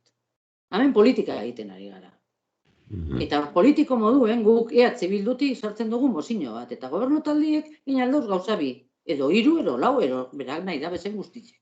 Eta da, esatea, mozio bat, nire jarrera da, oposizioarekin jarri eta entzun, eta ia adostu aldogun zerbait, edo ez nik ingot alternatiba bat, mozio alternatibo bat, ze hau ez dut onartuko. Eta maioria gehiengoa dekaten ez, badakin nire aurtengo da bela, beraz, ez diko zertan adostu behar zer inorekin. Eta hori da politika egiteko era bat. Eta ni WhatsAppean lagun kuadrilla, bale, baina bestelan ez dut pentsetan izen bedanik politika egiteko tresna bat. Eta ni ez dut sentiberatasunez hitz egiten, Eta gauza batzuk dauz, bozeramailen batzordi WhatsAppien komentau aldiesenak, entera una ez dakizer, zerbait dakizue honetaz, eta beste gauza bada, talde politiko bat, sartzen da benien mozio bat, gai konkretu bati buruz, gobernu taldeak erantzun bat eman beharka du. Eta zuek eman duzuena. Eta nik ez dut esan sentiberatute gaudenik. Esan dut harrituta gaudela. Eta ez gendula espero, ze inoz ez duzue egin, eta guntzat larria da, mozio alternatibo bat aurkeztu, ezer komentatu barik. Guretzak barria da, orain arte zuek ez duzue jokatu horrela. Eta bozeramaile taldeko WhatsAppa gauza batzutako bai erabilela. Entzun dut, dakizue zerbait honetaz. Bale. Ez gulako beste komunikazio zera. Txartu aldoguz galderak idatziz, baina badakigu zematardetan daben erantzuten.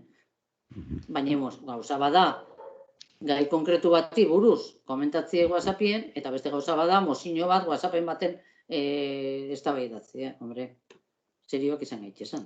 Ez, Carmen, ziretasune logikoki parkatu da bizan, ziretasuna logikoki aplikatu behar dugu, eta prozedurak aplikatu egin behar dire, prozedura da erregistrotik bidaltzea, baina horrek ez daukentzen, bestelako harremanak eukitea, eta harreman horietara noa. Gauza bada, da logikoki horrela egin behar dugu, guztiok egin behar dugu, erregistrotik bideratu behar ditugu mozinoak. Baina gero bestetik, nahi baditugu eztabaidatu, esan genezake, eta nik egiten dut, bebai, WhatsApp taldean, sartzen dut, eta zu, aizue, behitu, zer iruditzen jatxue, gelditzea aurrekontuak aurkezteko, lehenengo bozeramaile taldeari, edo ikusteko, edo tal. Behitu, sartu dugu mozino bat, zer, geldituko gara eztabaidatzeko? Besterik ez, bakarrik hori aipatu dut, Eta, hori naturaltasunez jokatzea da, eta bestelako tresna batzuk erabiltzea. Ofizialtasuna, registroa, logikoki eta seriotasunez jokatu beharreko kontu bada, eta bidea hori da. Beste bideak ere ez dute ekiditen seriotasun hori mantentzea.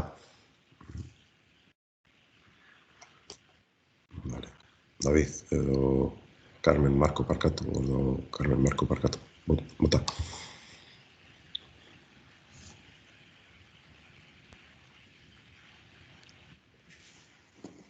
A ver, desde el Partido Socialista, la moción que presenta Bildu proyecta una posible privatización de los servicios sociales.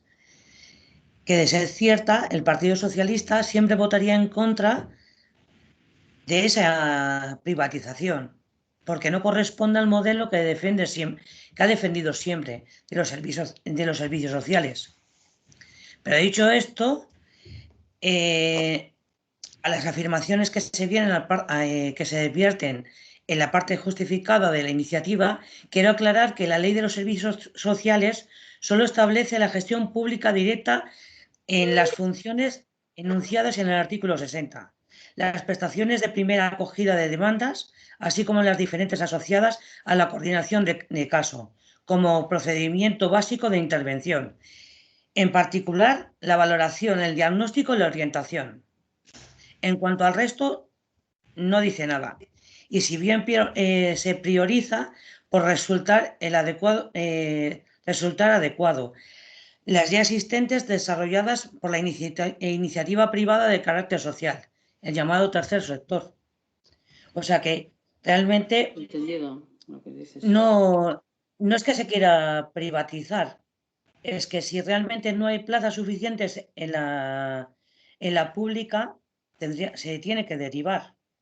No es que se quiera privatizar.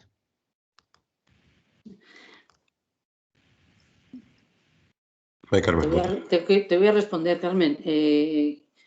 Cuando no hay plazas suficientes en la pública, porque no se apuesta por la pública, y entonces no solamente no hay plazas, sino que cada vez hay menos, y se derivan, claro, no vamos a dejar a las personas dependientes. ¿No me oyes? Es que no me estaban traduciendo, pensando que me iban a traducir, perdón.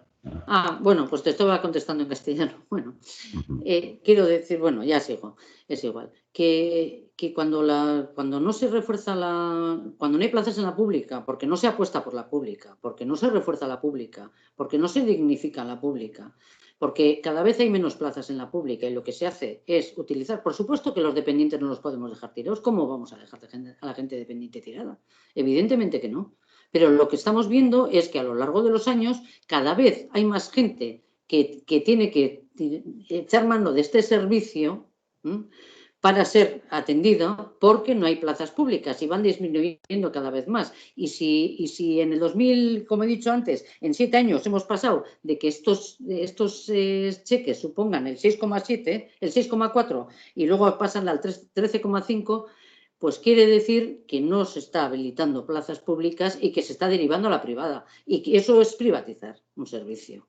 Cuando tú no haces un servicio público y derivas a la privada, eso es privatizarlo. Eso es privatizar y es lo que está ocurriendo en muchas administraciones públicas. La administración pública está privatizando muchísimos servicios. Empezando por los servicios de limpieza que antes eran propios, por ejemplo, en Osakidetza, o con otros muchos servicios que en vez de tener la plantilla propia se están privatizando. Y en este caso, las residencias van a empezar a pasar a ser privadas porque las públicas no cubren las necesidades de la población. Pero ¿por qué no se invierte? ¿Por qué no se invierte en hacer más plazas en vez de invertir 210 millones en dar cheques? Eso es lo que planteamos nosotros.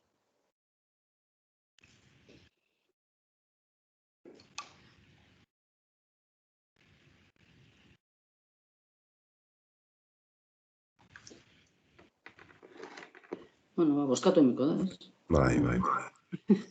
Bale, EH Bilduren mozioaren aldeko bozkak. 4. Abstentzioak.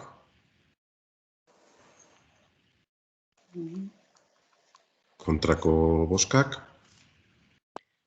7. Bertan bera geratzen da. Carmen, algún día quedamos a tomar un café y me lo explicas. Me explicas este voto que no lo puedo entender. Ezin dut ulertu zu bozkatu duzune, Carmen. Egunen baten komentatu behar dugu, ezin dut ulertu kontra bozkatzea. Abstenitzea orain di baina kontra. Bueno. Bozka libre da, claro, noski. EAJak aurkezten duenaren aldeko bozkak. Alde 6. Abstentzioak. Kontrako bozkak. 4. Barkatu, Carmen Marko hori kongelatu injako irudia eta zinot ikusi bere bozka. Esan aldozu, mesedez, Carmen Marko? A ver.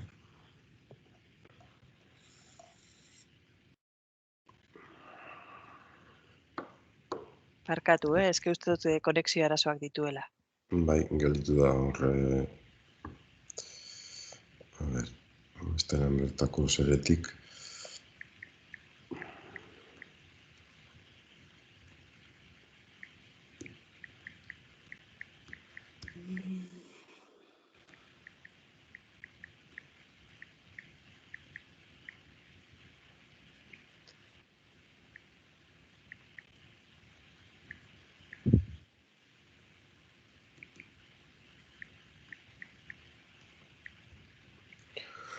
Erantzuten da, urten egin da? Bai. Bai. Urten egin da. A ver. Momentu bat, mesedez. Bai, txarango momentutxu bat, barri dobe sartzen da. Ez da berantzuten bez. Hemen da. Perdona, Carmen, se te ha congelado la imagen y no he visto el voto a la moción alternativa del PNV. Me ha cogido la llamada. Ah, vale, perdona. Vale, a favor. Vale. Orduan, 7 alde, 4 kontra, gehiengo osoz onartu egiten da.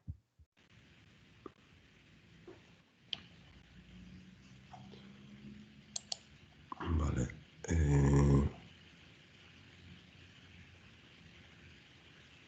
Barkatu idazue, partekatuko talan neurrian deialdia. Vale. Orain izango litzateke 10. puntua. Podemosek aurkeztutako mozioa alokairu prezioen kontrolari eta errentarientzako eta jabe txikientzako bermeei buruzkoa.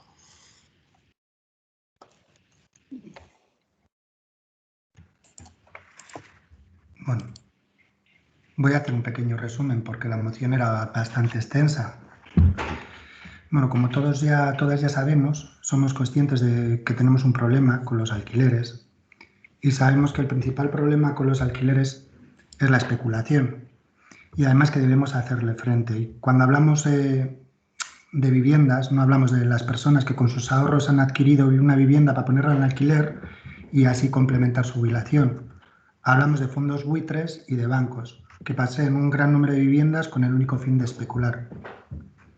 Además, sabemos que la ciudadanía no tiene opciones a poder acceder a una vivienda en alquiler y desde las instituciones, como lo es esta, debemos instar a que se desarrollen leyes con la puesta en valor social de la vivienda social, la creación de un gran parque de vivienda protegida de alquiler, porque es de saber que en Euskadi, según datos del Ejecutivo Vasco, existen 30.000 inmuebles deshabilitados que pueden ser gestionados.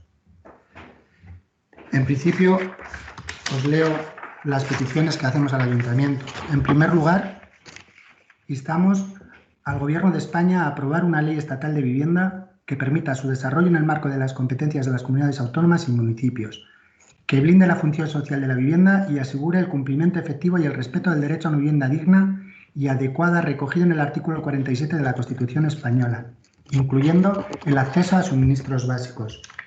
Segundo, se insta al Gobierno vasco a articular mecanismos que puedan ser complementados por las administraciones locales, en coordinación con el Gobierno vasco, avanzando en la aplicación y el desarrollo de la Ley Vasca de la Vivienda para regular el mercado de alquiler de viviendas, impidiendo precios abusivos con los contratos y mediante mecanismos de control de precios y promoviendo bajadas de precios tanto en contratos en vigor como en contratos futuros.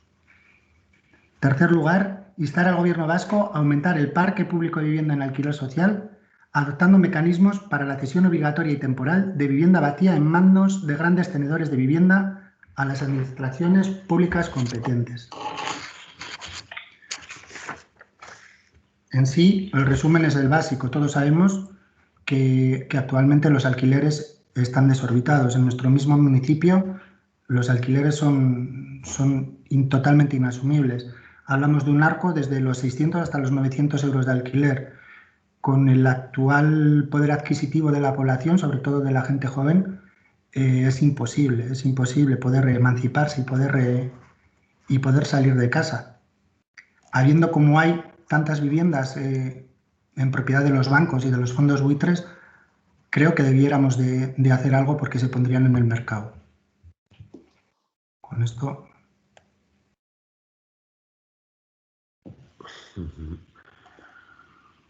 Nik eskua jasota daukat, ez dakit ikusten dan edo, ez?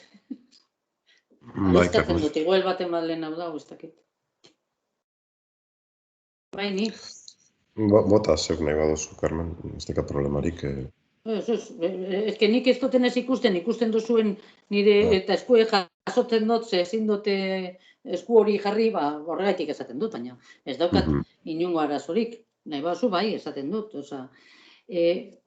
Gu David, ados gauz, planteamentuaz, zuek egiten duzuen planteamentuaz, igual, bueno, guretzat, baina ulertzen dugu, hori, estatuko gobernuari eskatzea lege bat eitea, eta ez dakiz zer, uste dugu hori ja erkidegoan egin beharreko gauza bat dela, eta, bueno, buru jabetza aldarrikatzen dugu maila horretan, baina, bueno, ulertzen dugu, eta barrez, zuek suposatzen dut, horik planteatzen duzuela, estatutik horrela behartuta egongo litzatekelako Eusko Jaurlaritza, lege hori betetzera ere, eta ordu minimo batzuk, igual, gobernuen zaudetenez Madrilen, igual, uste duzuel lortu bat diesela. Uste dugu hortik joan aldala, eta, onartzen dugu. Punto hori. Guk eskatuko genuke, eta ez dugu lehenago planteatu egia esan, hau konbokaturiarekin jaso genuen, eta gero bidale zenun zuk euskerazkoa, eta bildu garenerako gu, eta hori, horrela, baina planteatzen dugu hemen. Guk uste dugu gehitu beharko litzatekela, ero proposatzen dugu, laugarren punto bat gehitzea zuen mozioari. Eta izango litzateke, hemen hirugarren puntuan jartzen da, itxaron topatzen dudan, Eusko Jaurlaritza eskatzen dio handitu dezala lokailu sozial eta eskuragarriak diren etxebizitzan parke publikoa. Eta nik uste dut hori eskatu behar zaiola Berrizko Udalari ere. Ez Eusko Jaurlaritzari, baizik eta Berrizko Udalari. Berrizko Udalak bere momentuan eduki zituen Txarto-Espanabil 20 etxebizitza. Barrez, gero komentatuko dut jotaren mozioarik, baina 20 etxebizitza eta 20 etxebizitza horiek saltzen joan dira. Eta 20 etxebizitza horiek eguesan bideratuta alokairu sozialera. Eta egin zan normatiba bat alokairu sozialia regulatzeko. Eta zuk eta biz igual ezen duen ezagutu normatiba hori, baina bertan beran geratu za. Eta martxan ipini zan, eta baremuak egin ziren, eta hori dana landu zan alokairu soziala bideratzeko berri zen. Eta parke publiko bat egoen udaletxean, udalaren esku, eta parke publiko hori nik ez dakit zenbat geratzen diren, salmentan zeudenek, ez dakit emergentziakoa bakarri geratzen dan, saldu diren danak, edo zelan dagoen, baina usteot azkenengo notizien nitzako 3 geratzen ziren, baina saltzeko asmoarekin ere. Beraz, guk eskatzen dugu gehitzea, hori Eusko Jaurlaritzari eskatzen zaiona berrizko udala ere konprometitzen dela, alokairu sozial eta eskuragarria diren etxe bizitzan parke publikoa gehitzea, eta gutxienez ez gutxitzea. Redakzioa, adostu beharko duke, baina, ados bazau ez hori gehitzeaz, konpromisoa herrian ere hartzea, eko guzen etxe bizitzak. Sí, vale. Pues entonces votaremos a favor, sí. Bueno, guk gure iritzia azaltzen dugu, nolabait ere gure alternatiboarekin. Uste dugu alde batetik estatuari zuek eskatzea, gobernatzen ari zareten momentu honetan, bideragarria dela, guk ere Jaurlaritzari eta Aldundiari eskatzen dizkiogu gauzak ere, ez da. Baina, deigarria egiten zaigu. Zuei ere deigarria egingo zaizue guk ere eskatzen ditugunean gauzak, eta horrela da realitatea. Baina, aipatzearren. Eta bestetik, guk bai aipatzen dugu gure mozioan, zuek aipatzen dituzuen hainbat kontu. Baina uste dugu, erkidegoan, gai hau lanketa nahiko nabarmena deukola, eta programa desberdinak dagozala martxan, eta nahiko genduke hori bultzatzea, ezta? Eta horrezegatik 3 puntu nolabait jasotzen du gurean, eta alde batetik Eusko Jaurlaritzari eskatzea, jarrai dezala alokairuko etxe bizitzen parkea bultzatzearen aldeko apustu irmoarekin, etxe bizitza pribatuen eskaintza alokairu babestura mugituz, hau da, benetan, etxe libreak merkaturatzea barik publikotik alokairu babestura mugitzea, eta babeseko etxe bizitzen eta zuzkidura bizitokien hori da, erderaz esaten dana, viviendas o alojamientos dotacionales, horrek aipatu behar dire, horrek sustatzea ere. Gero bestetik Eusko Jaurlaritzari ere eskatzea jarrai dezala bizigune programa sustatzen, esan bezala etxe bizitza hutsak bereganatuz alokairu babestuaren bidez merkaturatzeko, eta arlo horretan, eta hori guk behin eta berriz aipatu izan dugu, udala kasu honetan sozietate publikoaren bidez, alokairuan jarri zitula bere momentuan bai etxe bizitza horiek, eta hor sekulako arazoak egoten zirala logikoki, batzutan arazoak dagozanean ordainketekin, eta abar, eta guk egia da, etxe bizitza horiek salmentan jarri genitula, eta astiro saltzen joan izan direla. Zezkendun ulertzen zergatik topea 20koa zan, oda jarraitu algendun etxe bizitza gehiago erosten, baina tope bat jarrita gero, urrengoei ezeskoa eman behar zitzaien. Hori ez da gure ustetan, edo esan gure ustetan, eredugarria, ze batzuei bai esaten zitzaien eta beste batzuei ez. Orduan, bai, tope bat logikoa da jartzea, baina kasu honetan topea jartzearekin, ez ginen berdintzuak izaten ari jendearekin. Eta bestetik ikusite egoazan arazoak, jarri ginen bide hortan, hainbat etxe bizitza saldu dire, eta geldituko dire 6. Hora hausnartzeke gelditzen da, baina bai proposatu gendun bizigune programatik hainbat etxe bizitza kudeatu alizatea, Jaurlaritzari eskaintzea etxe bizitza horiek, eta gainera jakin badakigu jada atxikitu dutela lehentasuna sartzen zaiela herrikideei, lehena hori esan horrela, baina gaur egun bada horrela, eska daiteke lehentasun hori, eta behintzat bide hortatik sustatzea deukogun parkea, baina hortik haratago Jaurlaritzari eskatzea, logikoki berrizen bada ere, etxe bizitza publiko gehiago alokairu babestuarekin sustatzea ere. hori ezinbesteko da litzateke, eta bestetik esan duguna. Etxe bizitza hutsa horiei, bestelako erabilpen bat ematea bizigune programaren bitartez. Eta bukatzeko, Aldundiari ere eskatzea, alokairuetatik datozen errenten, pertsona fisikoen errentan gaineko zergan, tributazio hori hobetzea. Bai, eta ohiko etxe bizitzaren errendamentuagatiko kenkaria ere. Bueno, behintzat, Aldunditik ere hori ahalbidetzea. Hor desgrabazioak direla eta ez direla, badagoz gaur egun, baina horiek ere hobetzea. Eta hori da gure planteamentua. Bai, Carmen. Egitea esan horrean, no sé, batzutan pentsatu dugu, ez dakit sartuten hau ero, ez dakit gertatzen jaten, ez dakit ulertzen, ez dakit benetan, ez dakit jaztu duzun, horlan, eguel bakarrak itxengo gara, garai horretakoak, zuta ni. Eta ni memoria ez dekat oso ona, baina gauza batzutan bai gogoratzen dut. Topea ipini izan, 20 etxe bizitza dukezen udalak, eta horrek ipini ziren, eta horrek erosi ziren, eta horrekin geratu zen udala alokairu soziala bultzatzeko.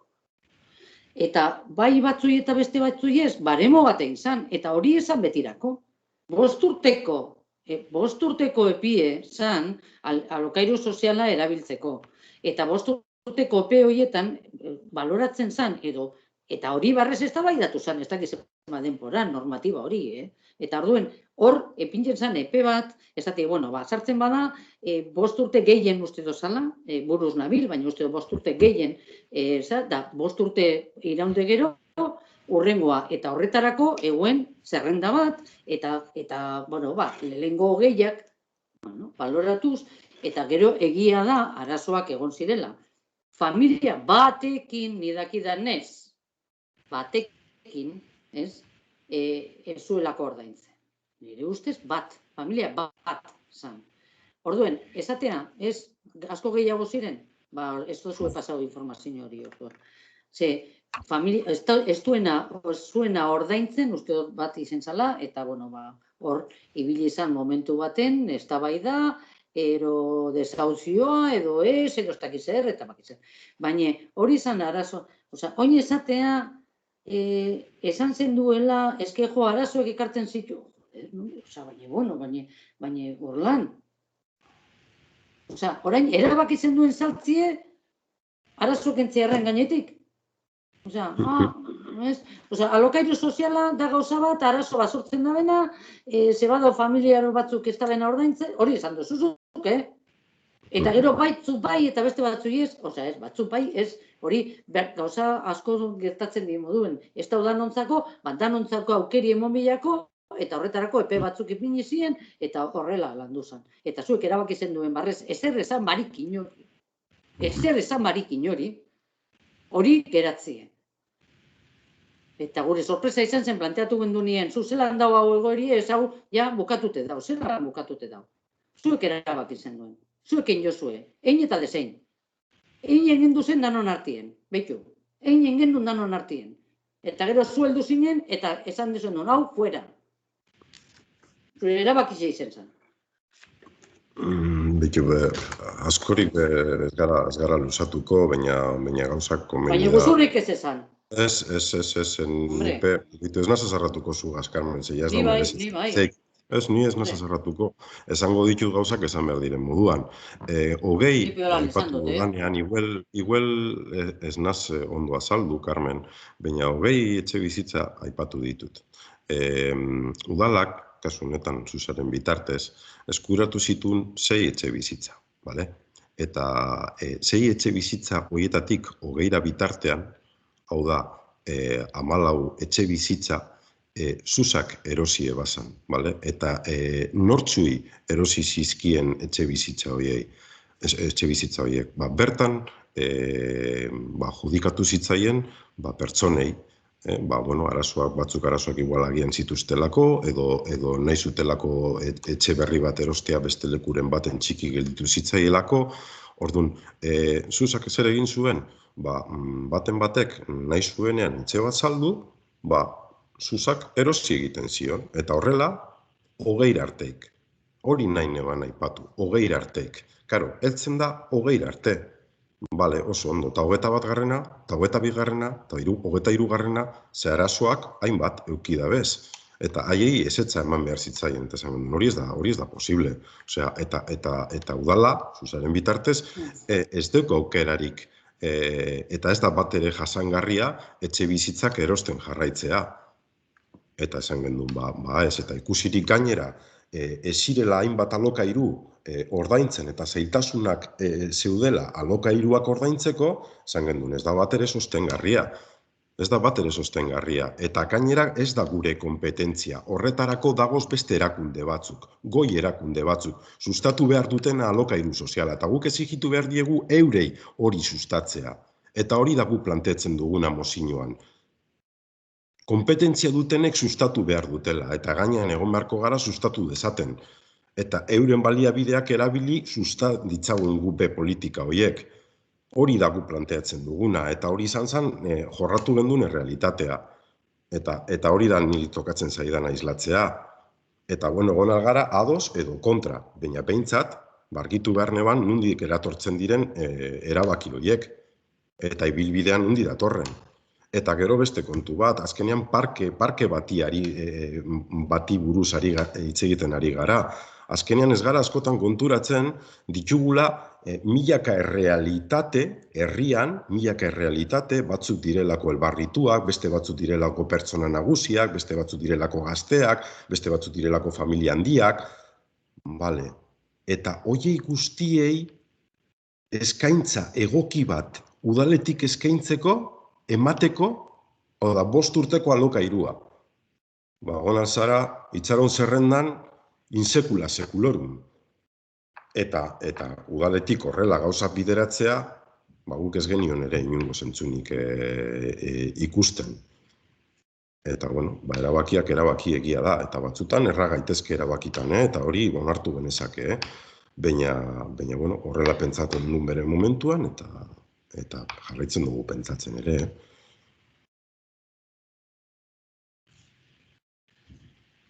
Bakarrik gauzatxo bat por alusiones. Osa, nik uste dut, ez dutzuten la falta de respeture inoz, Nik bez.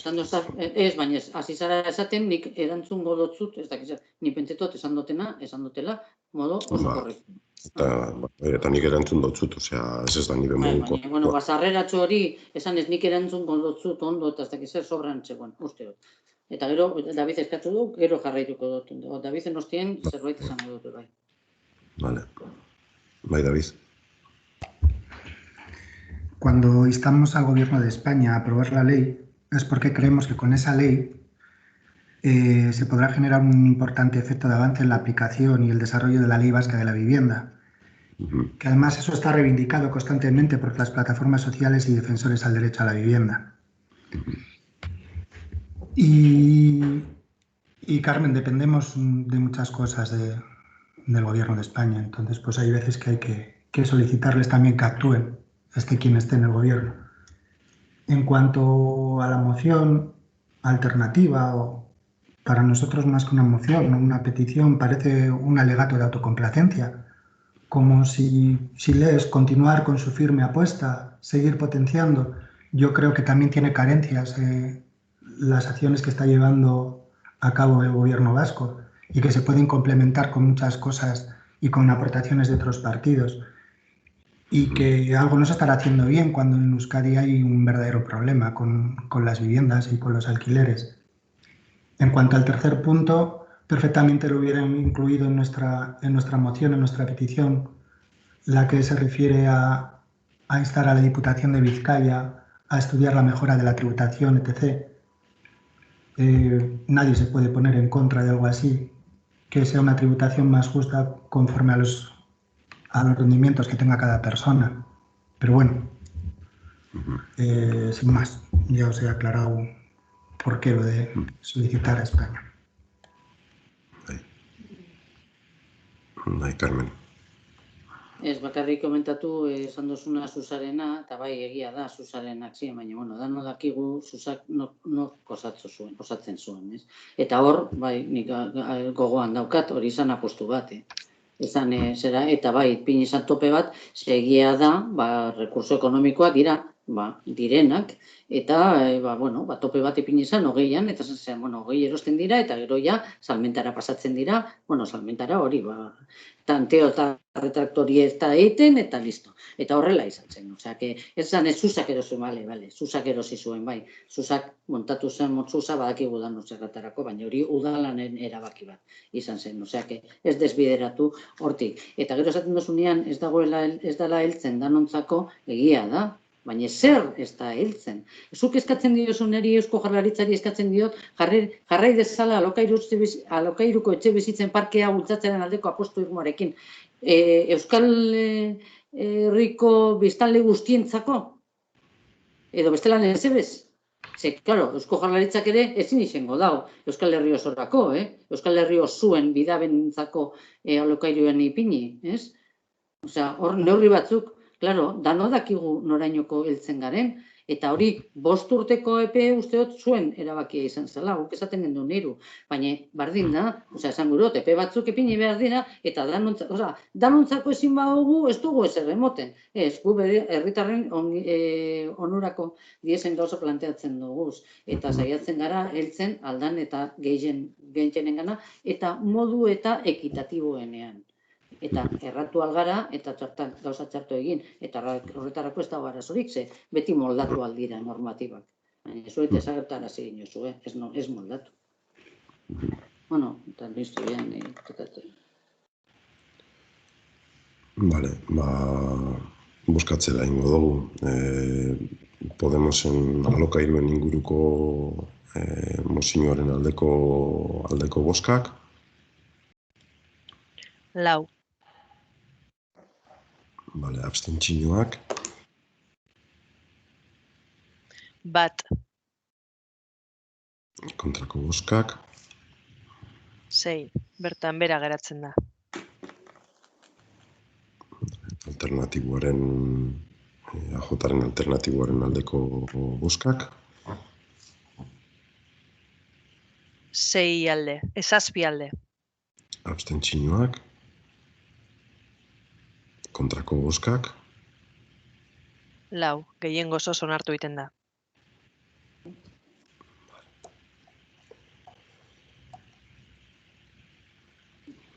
Eta azkenen puntuan, galdezkeak.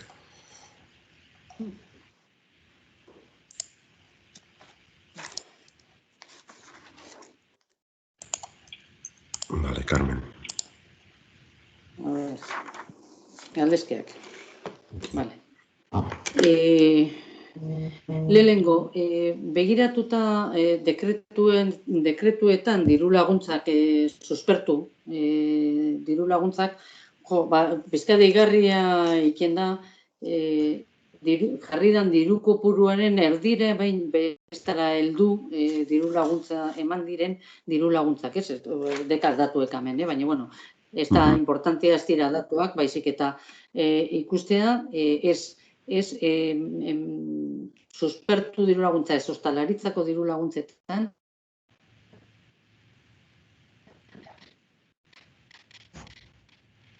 jarridan diru egin behar dugula, ze ez da egia egoera ona denik. Orduen, udalak ipini dau diru bat, diru laguntza horiek suspertzeko, eta dirua soberan geratu da hor, hor nun baiten. Eta horrek ze esan nahi du, mikroenpresak eta ostalaritzakuek ez dutela behar diru hori, ez. Orduen, hor zerbait ez dator bat. Eta orduan planteatzen dugu, ez dakite, hausnartu, gutxienez hausnartu, eta hor geratu den diru hori remanentera joan beharrean, joan daikela enplegua sortzera. Guk proposatu genduen aurreko batzordean ostalaritzarako beste deialdi bat bideratzea. Eta logikoki gure aburuz ostalaritzako diru hori hortik atarako genduke. Ze, bueno, 50.000 euro jarri ziran, eta hortik tiratu dugu bai ostalaritza laguntzeko. Bueno, ostalaritzara 50.000 euro zuzendu ziren eta eman dira 6.500. Bai, eta esan genduen bai, banatu genitula susperturen bigarren deialdia eta ostalaritza 50 eta 50 gutxi gora bera, hori zaldako gelditzen zan, gakotzartean dirua gehitxua gelditzen zan, baina borobiltzeko partida horiek jakinda ez ginala helduko, baina jakinda ere, soberan geldituko zan dirua, behar izanetara zuzenduko gendula.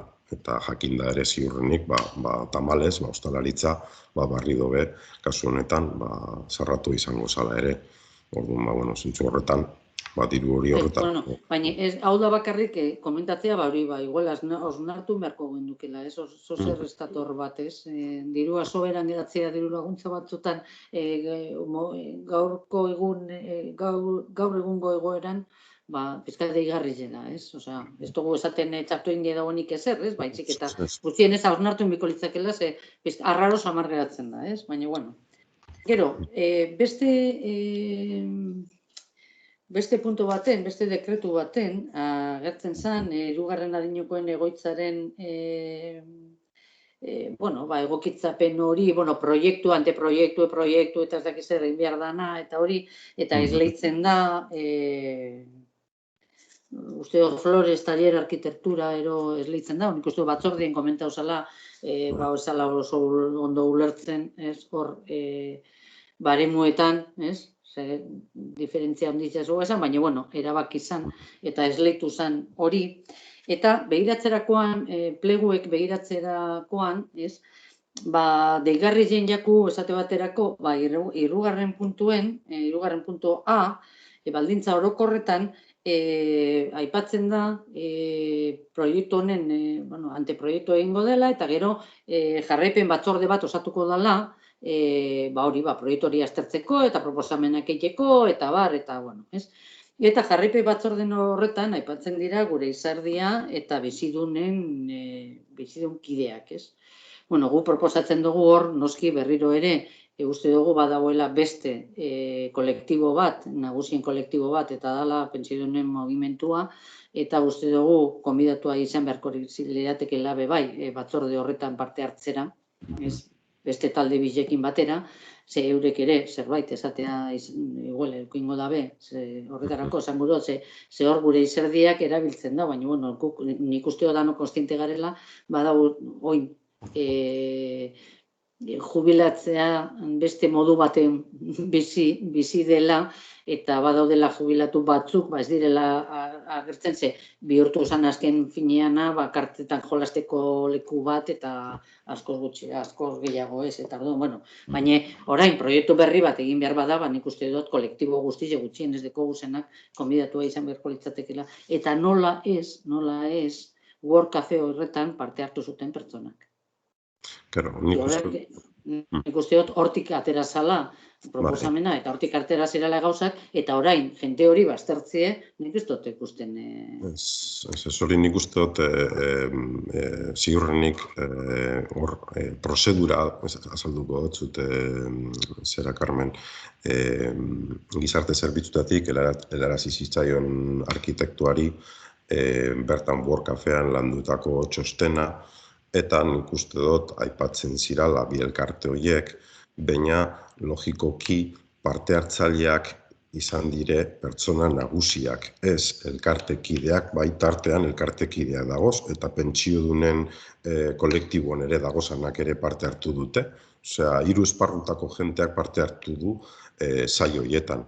Eta nik bai hori oso argi dekat, azkenean lanketa bat egonda pertsona horiekaz, eta egon izan dire, eta gainera proiektua irekia izan da, osea, publizitatu egin da, jenteak jakin izan da hori existitzen dela, eta egon izan dire, 15 bat lagun gehien jota, eta etengabe, 3-4 saio horietan, parte hartzen, eta parte hartze horren ondorioz, emaitza batzuk urten dire, euren emaitzak, parte hartzaileek ataratako hausnarketen inguruan, eta emaitza horiek helarazi behar zaizkio arkitektuari. Eta arkitektoak emaitza horiekaz zirriborro bat da. Eta zirriborro hori barri dobe parte hartzaileekaz kontrastatu, landu, eta azkenean behin betiko proiektua garatu. Hori da ibilbidea. Eta hor nik uste akats bat dagoela, zei bizidun eta gure izerdia ez litzateke ezagertu beharko, baizik eta World Cafeko partaideak dinote, hori argitzearen. A ber, baina, bueno, pleguetan horan agertzen da, Baina, bueno, dinot, hori dala, gauza bat, akatza baldin bada horrela jasota izatea, bizidun eta gure izerdi izan beharrean World Cafean parte hartu dutenak jasotzea, azkenean da foro parte hartzaile hori gauzatu behar dela.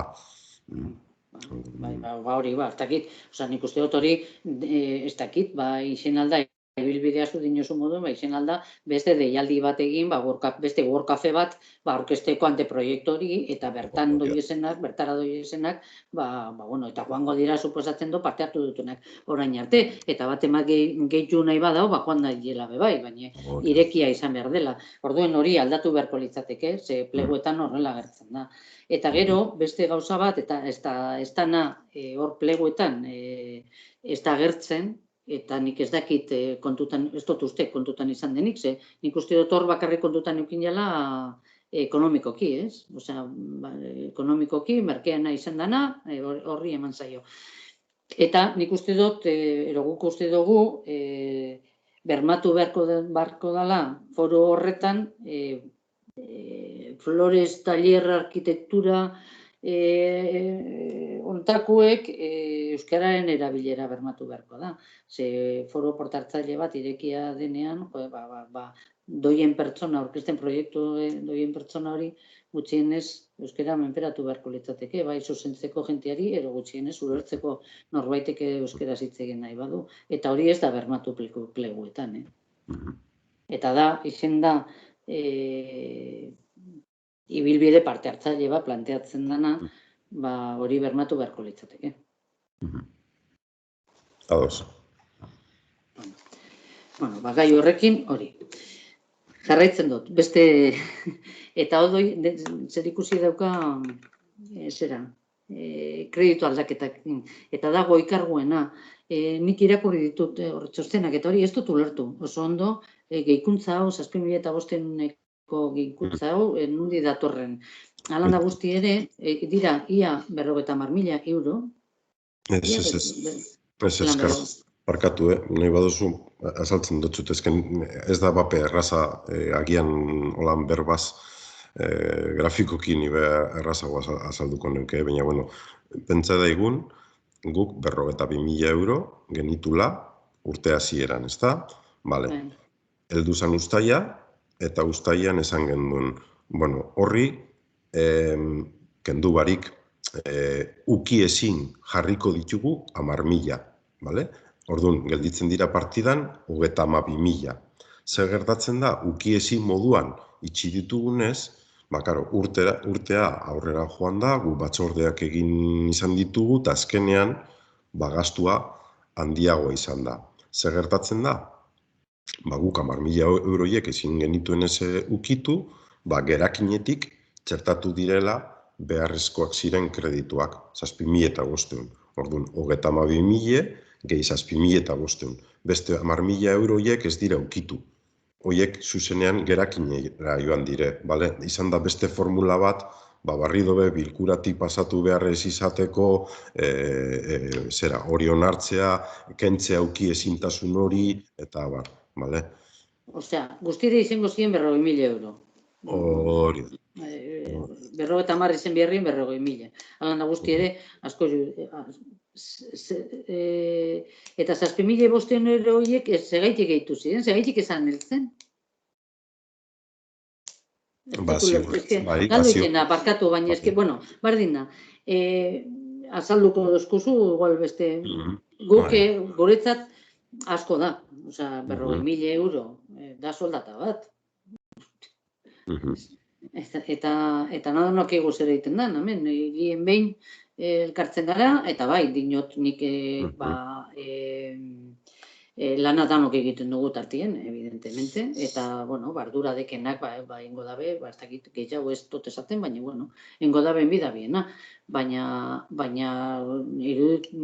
uste dugu hau berrikusi beharko litzateke. Orotaran ikustot, Carmen, dirogeta 2000 esan dugu, eta 7.500 dire, 39.500, eta horrik entu beharko genizkioke EAJ-ak berandu tramitatu ebalako zera, uste horrela dala garaine, ez da? Nik uste ordainketa, pasan aurreko urteko ordainketa bat dagoela txertatuta 2020ko aurrekontuan, bale? Guk ez dugulako kobratu, edo ez ditugulako kobratu aurreko urteko zera batzuk. Kuota batzuk hori agerian dago eta gardena da, osea, eskatzea da besterik ez da. Bai nahi dugu argita garbi ikustea, gastu hauek nondik ateratzen diren. Bai, gardentasunez, eta espazen duen kobrau, ez dakit. Baina, halan da guzti, gero, bai nahi dugu argitzea, diru kopuru hau zer dan, konkretuki, eta galdera bat ere badekogu. Mantendu behar da, bardin esate baterako ongizateko diru kopurua? Esango dut, Lorea kobratuko du 180 euro nahiz eta ongizate guztia mankomunidadera pasatu? Ze ardura asko begutxiago dekoz, soin? Hombre, hori nahi baduzu beste momentura ematen eztabaida genezake. Aztertu genezake zertzuk eta funtzio landuko diren arlo horretan. Eske, esate baterako oso digarriz da, baina iritargo egiten da bakotxien, EAJ-ak kobratzen dituz, 600, dano joen eskero, 620 euro. Batzordeko. Batzordeko, pasada bada. Hilean behin, ez da? Bai, eta ni hilean behin bai, da 40. Ero bizo bagoi ez 80, eta da bize 40, eta 620, hilero. Eta zinegotzi bakotzak zenbat? Zelan zenbat? Zinegotzi bakotzak zenbat? 40. Zehazkenean? Ez zaten nabil, 40. Baina eske iritargoan bego kobratzen dauz 220, eta Enrikek 180, eta Lorea beste 180.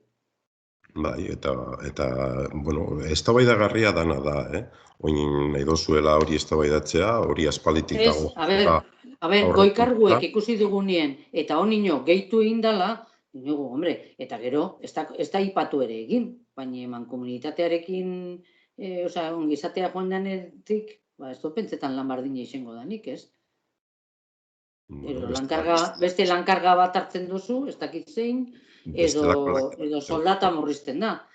Ez dakit, dinonik, ez? Estelako lanketa bat egongo da. Ez dakit, ez duzu ezer planteatu. Gu planteatzen ari gara, ez duzu ezer komentatu. Ez guk esaten dugu bestelako lanketa bat egongo dala, eta gainera... Baina saldu biko zuen, ez da? Diru publikoaz galitz, ez dala zuen poltsikoko diru, Hau diru publiko da, herritzen diru da, Claro. Hombre, argitzi biko da zertan gastatzen dugun. Eta zer egiten dugun. Ni prest nau, azalpen guztizek emoteko. Kobratzen duten sentimo bakotxa. Bai, eta gube bai. Azaldu, hori eskatzen ari gara, azaltzeko. Hori ari nahiz azaltzen, Carmen. Lorea jarraitu bier badau 180 euro kobratzen, esan biko dozeren bidaben ongizatetik, kendu daben lan guztize zertaz ordezkatu bier daben.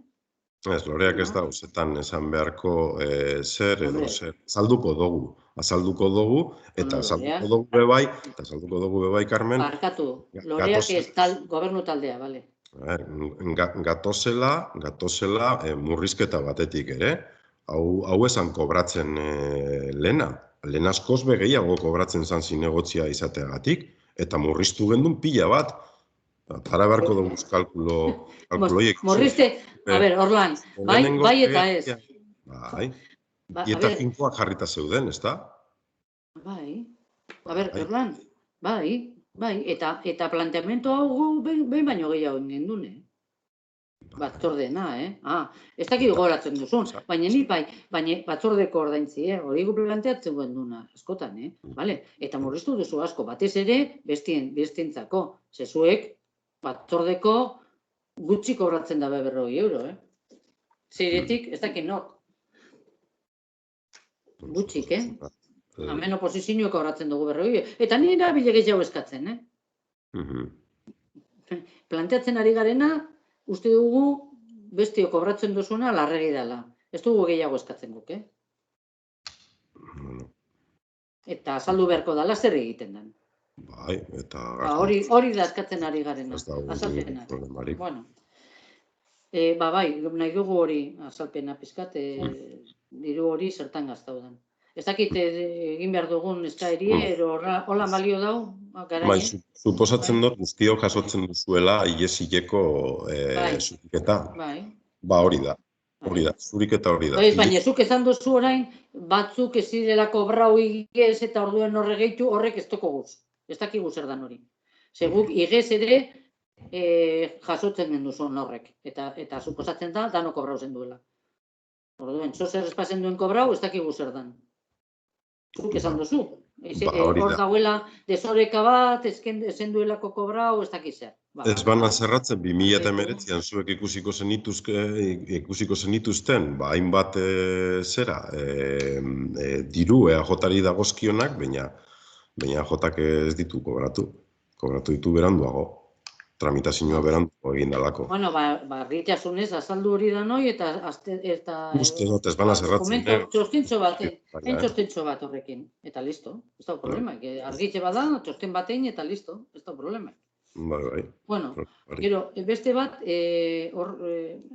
kreditu aldaketa horretan berdinen publizitatea eta propaganda. Eta hor ere, 6.000 euro gehitu diez, eta 54.000 euro gastau diez publizitatea eta propaganda. Zer da konkretuki publizitatea eta propaganda? Zer da gastu hori?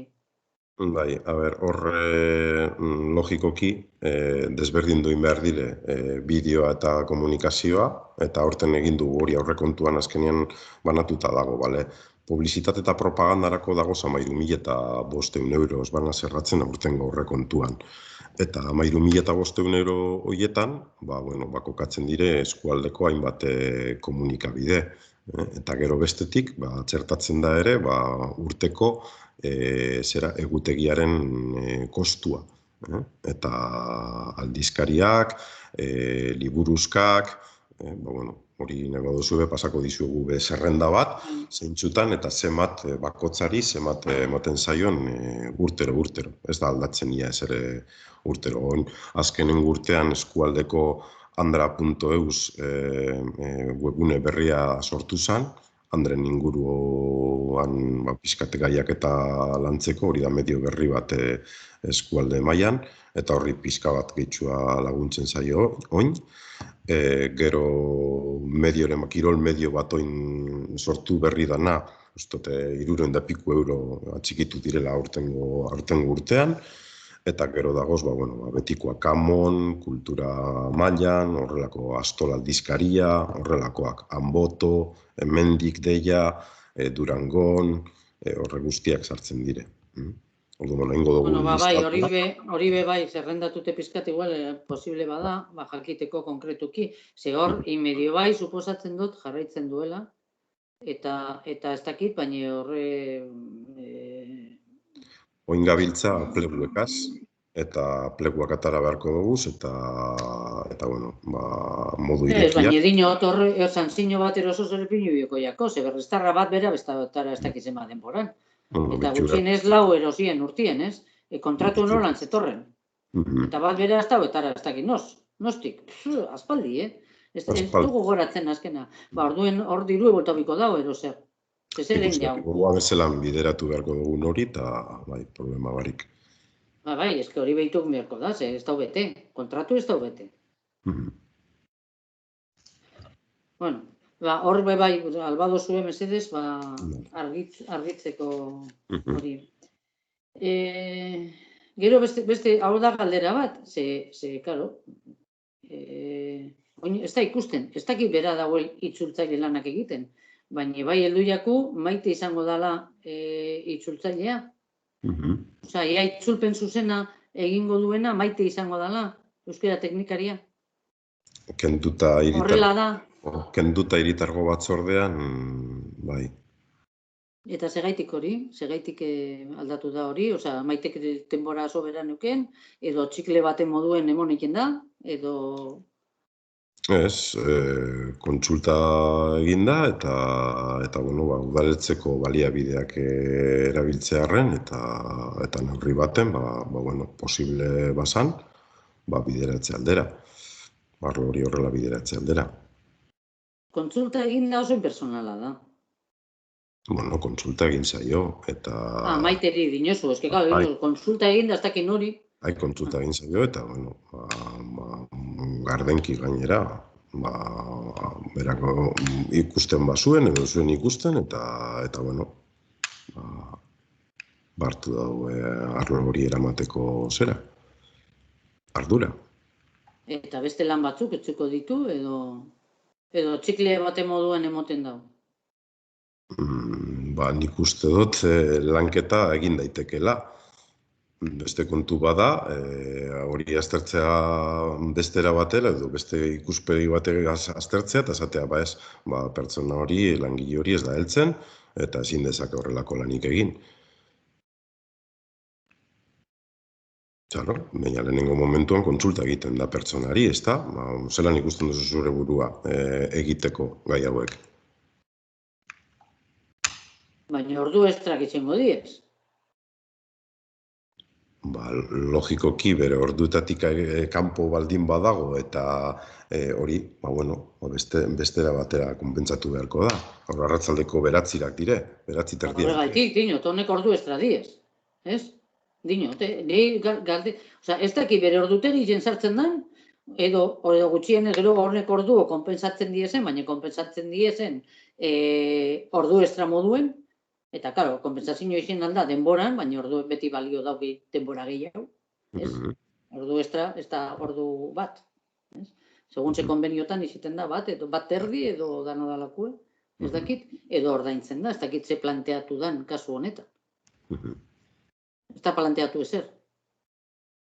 Ez que segun eta lan orduetan eta zelan egiten ditugun gure jardunak, arratsaldez goizez edo dana dalakoa, langilearen eskumenak dire, hor guk langilearen eskumenak ez ditugu bukatuko, osea, horren arabera... Ez que nik ez dakit, ni badakit badagozela lanpostu batzuk, bere lanpostuarekin daruala, pleno baten egotea, esate baterako garaine, klaro, egon bida, eta dan orduen, ez dakit gero hori zelan konpensatzen dan, edo holan eloan dan, edo ez dakit, baina kasu honetan dago zabarri bat, nik ez dakit zelan kudeatu bidan hori, eta galdetzen ari gara, ze pizkatarritute geratu gara, ez dakit guze gaitik aurrezteko, egin da.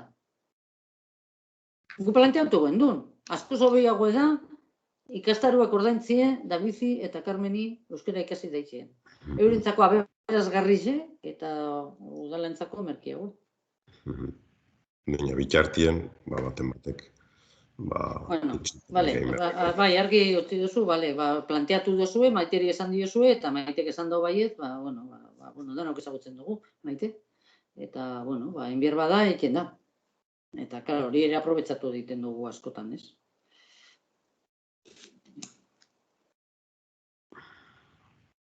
Zalantzadeko da zorretan. Solo una pregunta, Roland. Si hay algún tipo de ahorro con el tema de la traducción, ¿en qué se va a destinar ese dinero?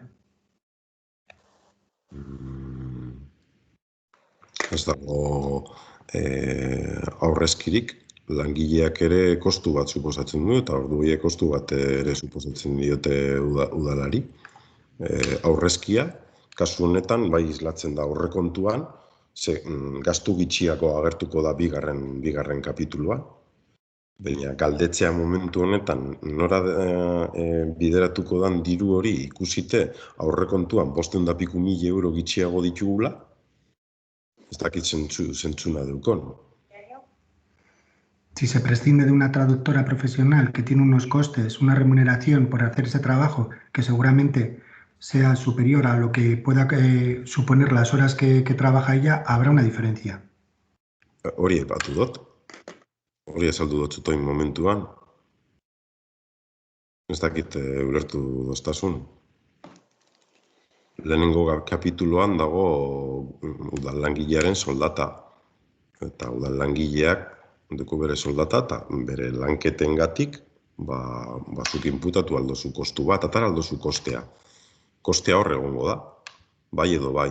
Egia da, ez dala agerian geldituko, enpresaren kostua hor bai murrizketa badago, logikoki.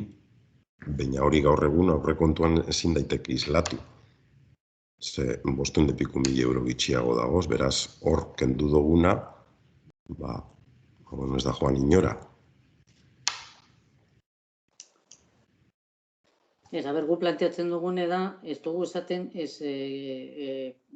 ordaindu bidanik gehiago ez dakiz zelan dekon zera, ero ordutan izen bidan, baina pertsona batek, bere osotasunien, betetzen da benien, bere ordutegile, bere lanakin, eta gehitzen baiako, zer gehiago, ordu kopuru bat, hori kontutan eukin biko dala, ez? Logikoki. Kontutan eukin biko da, alan, edo ordutegian, edo ez dakit, edo beste gauza batzutan, ez dakit. Pertsona batek ezin dagoen gauza bera, gauza gehia, ordutegi bardinaz, espada denbora sobra eukela. Eta ez dut uste, kasu esanik, ez dakit. Bueno, hori zen dugu galdera, jakiteko nola bideratuko da nago. Vale. Gero beste gauza bat, eta suposatzen dut, gaur ez dakit hau streamingen dagoen, ero ez? Bai, streamingen dago, bai. Streamingen dago. Gero hau ezin da itzi eske egite beste momentu baten ikusteko. Zuzenien espada ikusten ezin da ikusi. Alegin du behar gara ikus daiten. Hau grabau egiten da, ez? Hori da, ikus daiten gero zera webgune bidez. Grabaketa hau geratu daikela eske egite web horri aldean, ez? Zuzenien espada hau ikusi, gero ikusi daiken. Hori da ideia. Aurrekoe bat egin dugu eta aurreko ezin da ikusi. Ez da? Hori begiratuko dugu, zelan eskegi behar dan edo dana dalako. Eta gero bestetik dugu beste erronka bat ere, Carmen Markok ere komentatu ebana. Logikoki, teknologia berriak albidetu beharko dute, guk euskaraz hitz egiten dugunean, itzultzaileak itzulpena egiterakoan, herritarrek ere itzulpena jasotzea. Gauza komplikatu egiten dire, eta neurri altu baten gagoz gaur egun teknologia berrien erabilpenean, baina oinoko gelditzen dire horrelako erronkak ere. Hori ere albidetu beharko dugu. Bai, baina, esan gurote gutxien ez dagoena, ez? Eskegi, ez? Eta, ia bukatzen dut beste gai batekin. Eta da eskolako gai famatu egindan hori, ez? Non guraso batzu jaso zuten eskutiz bat, esan ez, eta gitan odakizuen edo ez, baina eskutiz bat esan ez, hitzaldi bat emon behar zela udalaren eskutik eskolan, eta hitzaldiaren gaia zan jokabide arduratzua eta herritartasuna. Guraso horiek, uste dut eskolara bideratu zuten euren pizkatarri duraz, galdetutakoan udalak zein joan behar zen udaletik hori egitera, erantzuna izin zen alkatea joango zela eta guazila. Hitzaldia emoten. Jokabide arduratzu eta herritartasuna. Egiz esan, guk WhatsAppa erabili genuen, esateko zu edakizu zerbait honi buruz, edo zer, gurasoek gurekin kontatu jarri ziren, esan ez, hau zer da, zelan alkatea doiela hitzaldi bat emoten eskolara, eta badirudi, nik ez dakit zein den arazoa, badirudi arazo bat dagoela gazte talderen batekin, edo jokabide ez arduratzoak eukin jabezela gazte talderen batek, eta eskolak, uste dut, mankomunitatearekin kontatuan jarri zen, ze, klaro, normala danez, holako egoera sortu diezenien, eskola jo dau udalera eta eizeko hezitzaileak arduratzen ziren horretaz. Orain ez daukagunez, ez dagogu, ja hori mankomunidadera pasatuta dago, zozetan erratuta banauz, zuzendu, Orlan, eskola mankomunitateaz jarri zen kontaktuan eta mankomunitatetik esan zioten, ezin dutela ezer egin, ze oraindik ez dagoela ezer erabakita nola kudeatuko den hori, ero zer egingo den, edo batek egongo den, edo ez. Orduen, ez dakit, horren ondorioz, eskola udalarekin kontatuan jartzen den, eta igual, borondate honez, Orlanek bere burua eskaintzen dau, hitzaldi hori emoteko, edo eskola zuzenien Orlani eskatzen dio joatea hitzaldi hori emotera, ez dakit. Ez dakit zein dan, bata edo bestea, baina, bueno, alan da guztiz. Ala eta guztiz be, bosera maiei komentatu notzen, batzarto bat egingo dugula, honen kontu guztiok pixkatea argitzeko, eta azalpen egokiak emoteko, eta, batzarra konbokatuko dut, eta azalpen guztiak, bertan emango ditut. Bueno, baina, nik gure iritzizek bai esan nahi dut. Esan gurot, hori gu horren berri dekogunien, claro, dinosu, bale. La primera, la frente, ja, arazo bat egon danien, ongizateko hezitzaileek ez dauz, eta orduen, ja, ez dago nor kudeatu hori. Ez? Orduen, arazoa hor dago. Orduen, ez dut uste, ez dakit. Eskolatik hori kontau dabe. Ez dakit, uzurredan edo ez. Bueno, vale, a ber, gurasoi eskolatik esan jake, mankomunidadera deitu, eta mankomunidadek ezauzkun oraindik ez dakitela hori. Guzur esango gurasoi, hitz egiteko eskolarekin berriro, ze itxuri danez, ez dabe zuzen ulertu bezer, ez dakit. Nik ez dut esan duten edo zer ez duten esan dut argituko dodala gaia batzar baten espezifikoki eta bertan esalduko dutzuet. Bestelan hemen liatu ingo gara, eta ez dut nahi 3garrenak aipatzea, ez 4garrenak, ez 5garrenak, eta hankasartzerik ez egitea gai honegaz. Bale, ez dugu, baina bai esango gauza bat, eta ez dakit nok esan zuen, zer esan zuen. Egia da, hitzaldi bat emon behar zela, eta zujun behar zinela hitzaldi horretara. Eta gaia zala, jokabide arduratsua eta herritartasuna. Bale, orduen, nik benetan eta guk komenta dugu, eta guztiz harrituta, nik ez dut ezagutzen, nire bizitzen ez dut ezagutu alkate bat joan dala. Klase batera, jokabide arduratsuak eta herritartasuna lantzen ikasleekin, alkate moduen. Osea, ez da alkatearen lana hori. Osea, joatea eta ez da alkatearen lana, alkate moduan ezin zara, joan, eta gaia gehiago esango dut, eta zure kasuan oraindik gutxiago. Esango nuke, ez? A ber, kasu honetan, ez dakit ze arazo dan, baina egia da, adin horretan, egia da, gazteak problematikoak akotzartean izan aldirela, bale. Bizigaren egoeran, arata gehiago, egia da. Osea, konfinamentu egoeran, konfinamentu egoera honetan, gazteei, adin horretako gazteek, 3garren ziklokoak diesela 11-12 urte, hortik ibiliko dira, eskatzien neurri batzuk, jokabide arduratsu batzuk, esan aldiake, baina oso zaila da. Eta udalaren ardura, kasu horretan, udalaren ardura izan behar da, gazte horiei espazioak eman egoera honetan, eta aktibidadeak antolatu, eta horrela, pizkat zaindu, zer egin dugu udaletik? Zer egin dugu? Espazioa zarratu, gaztelekoa zarratu egin dugu.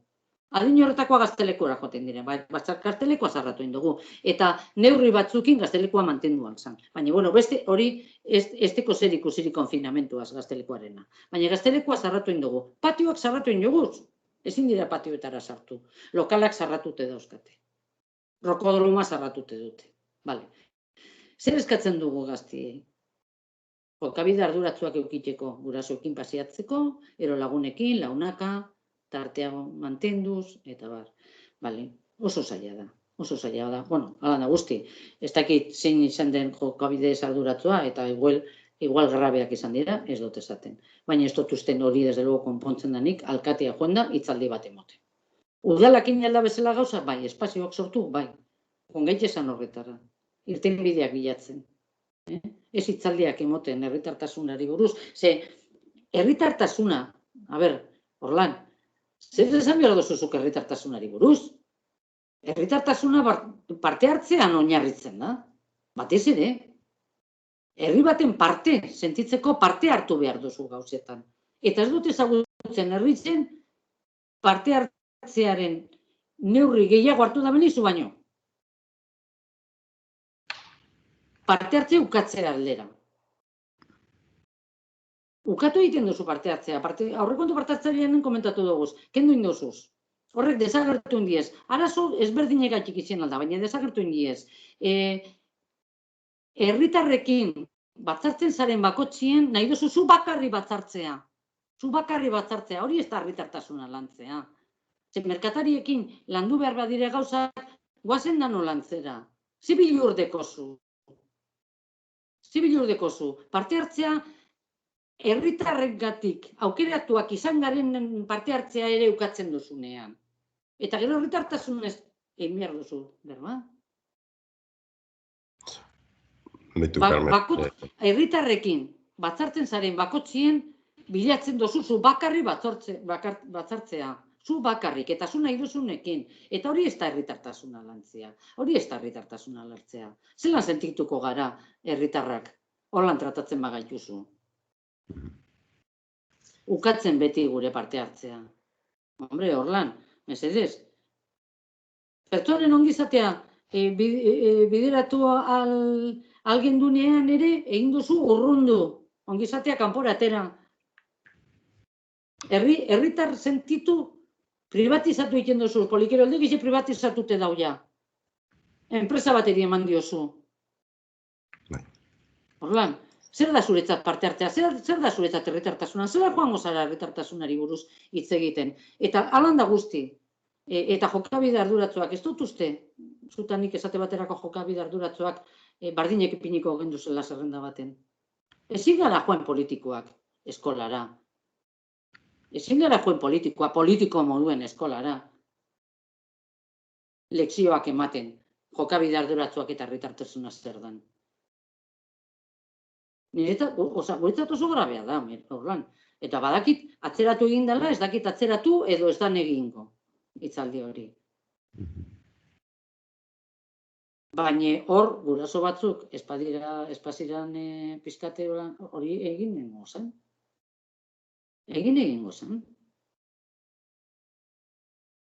Eta pena bat da, ze nik bizi izan dut hau, pizkat, eta pena bat da, ze baderrez bideratzen ari da orain, alkate jauna koitaua ez diotela usten hitzaldi bat emoten.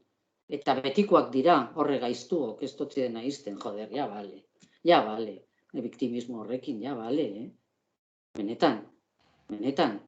Osea, gauza pertsonala dala, pertsonala.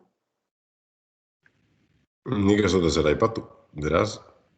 Bueno, ez dakit zora aipatu duzun edo ez, baina pertsonala dala, esatia, osea, hau planteatzea dala, hor lanen kontra... Hor lanen joatea, zerbait egin beharko zen nuke herritartasuna lantzeko, gai honetan bebai. Eta bat ematek esaten badau, ez, politika da hau. Eta politika da dana. Eta gauza bada politika eta beste gauza bada politikuek.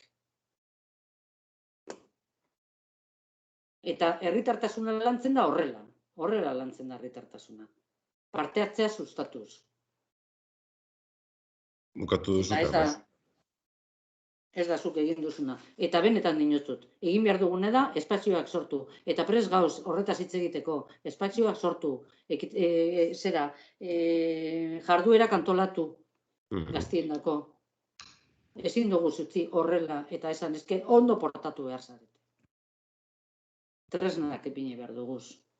Eta hori da udalaren lana, hori da udalak egin behar duena, gure ustez.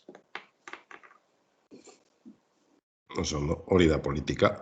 Bota duzu zure espitza eta ederto.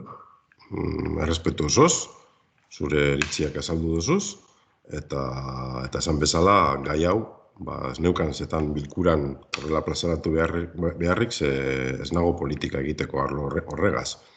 Batzar bat deituta daukot, atzeratuta dago, emango ditugu azalpenak, eta irakurketa horartino dijoa, zuk zure buruak dituzu, guk gureak, eta topa egingo dugu alderdi guztiok, topa egin algo dugun neurrian, eta bestelan, bakotza bere eritziak izango ditu, errespetuz jokatuz, horrez dago inungo pegarik. Guk ez dugu uste ezertzarrik egin dugunik, 9 urte daramatzate agenda 21 ikasleak biharrean, ona etorten dire udalera, egoten dire nigaz, galderak egiten dizkiete, eskola umeak ere etorten dire bilkura aretora, beste udal batzutan ere egiten da, zentzu horretan. Klaro, Orlan, klaro, hori da alkatearen lana, hori bai. Alkatetza bai, klaro, zure alkate papela bai, klaro, azaldu aldotza zure umiek. Ni alkate moduen egiten dut hau, eta hau, klaro. Gauza bada hori, eta beste gauza bada hitzaldi bat emon, jokaera arduratzuak eta herritartasunari buruz. Hori frankismo gaien besterne egiten. Nik ez dut inoiz ikusi hori egiten. Nire gazte denporan bez. Gauza bada zure alkate lana azaltzie, eta umea joatea udaletxera, eta azaltzie, eta esatie ez dakizer, eta beste gauza bada ideologikoki jarduera arduratzuak eta herritartasuna zer dan hitzaldi bat ematen alkatea joatea. Hori inoiz ez dut ikusi. Eta inu bez.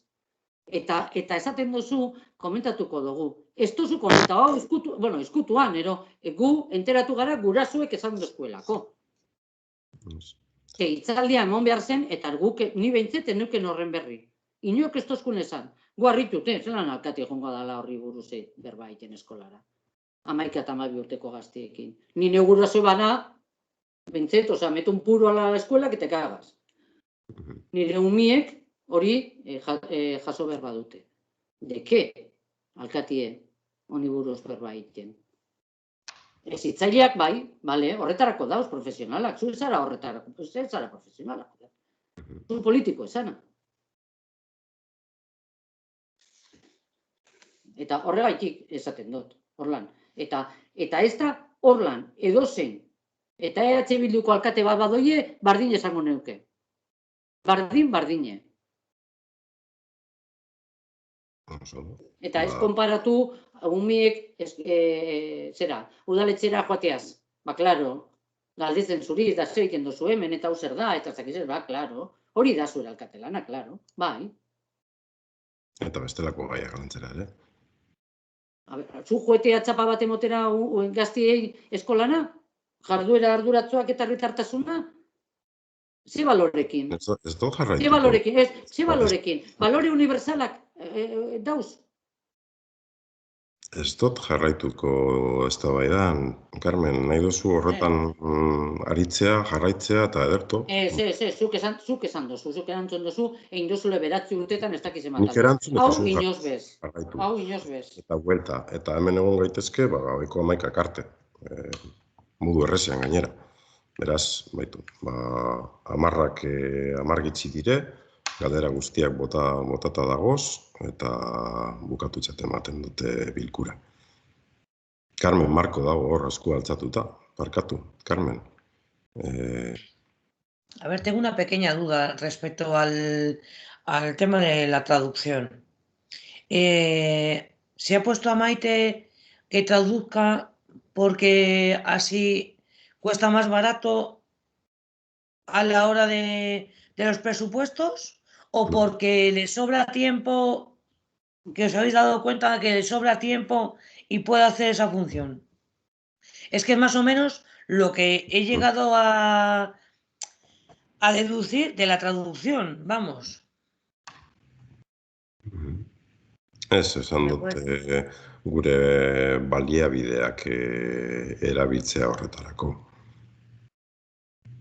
Hori izan da helburu nagusia.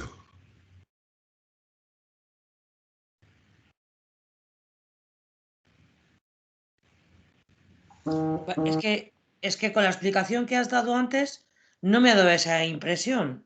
Por eso tengo la duda, ¿eh? Ez dakit horrela ulertu bada, baina azkenean da etekina atatea ditugun baliabidei.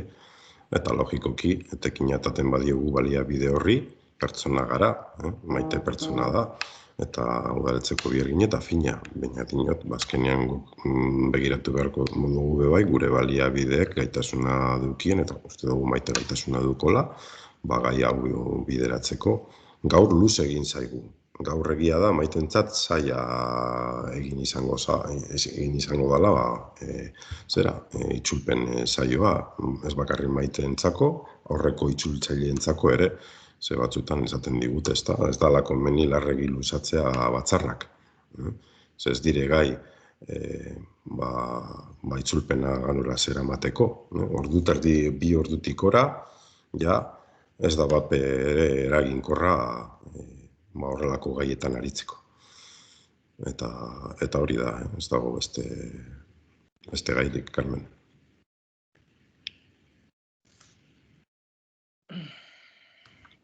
Eso es todo. Bukatu itzaten ematen dugu bilkura. Eskerrik asko.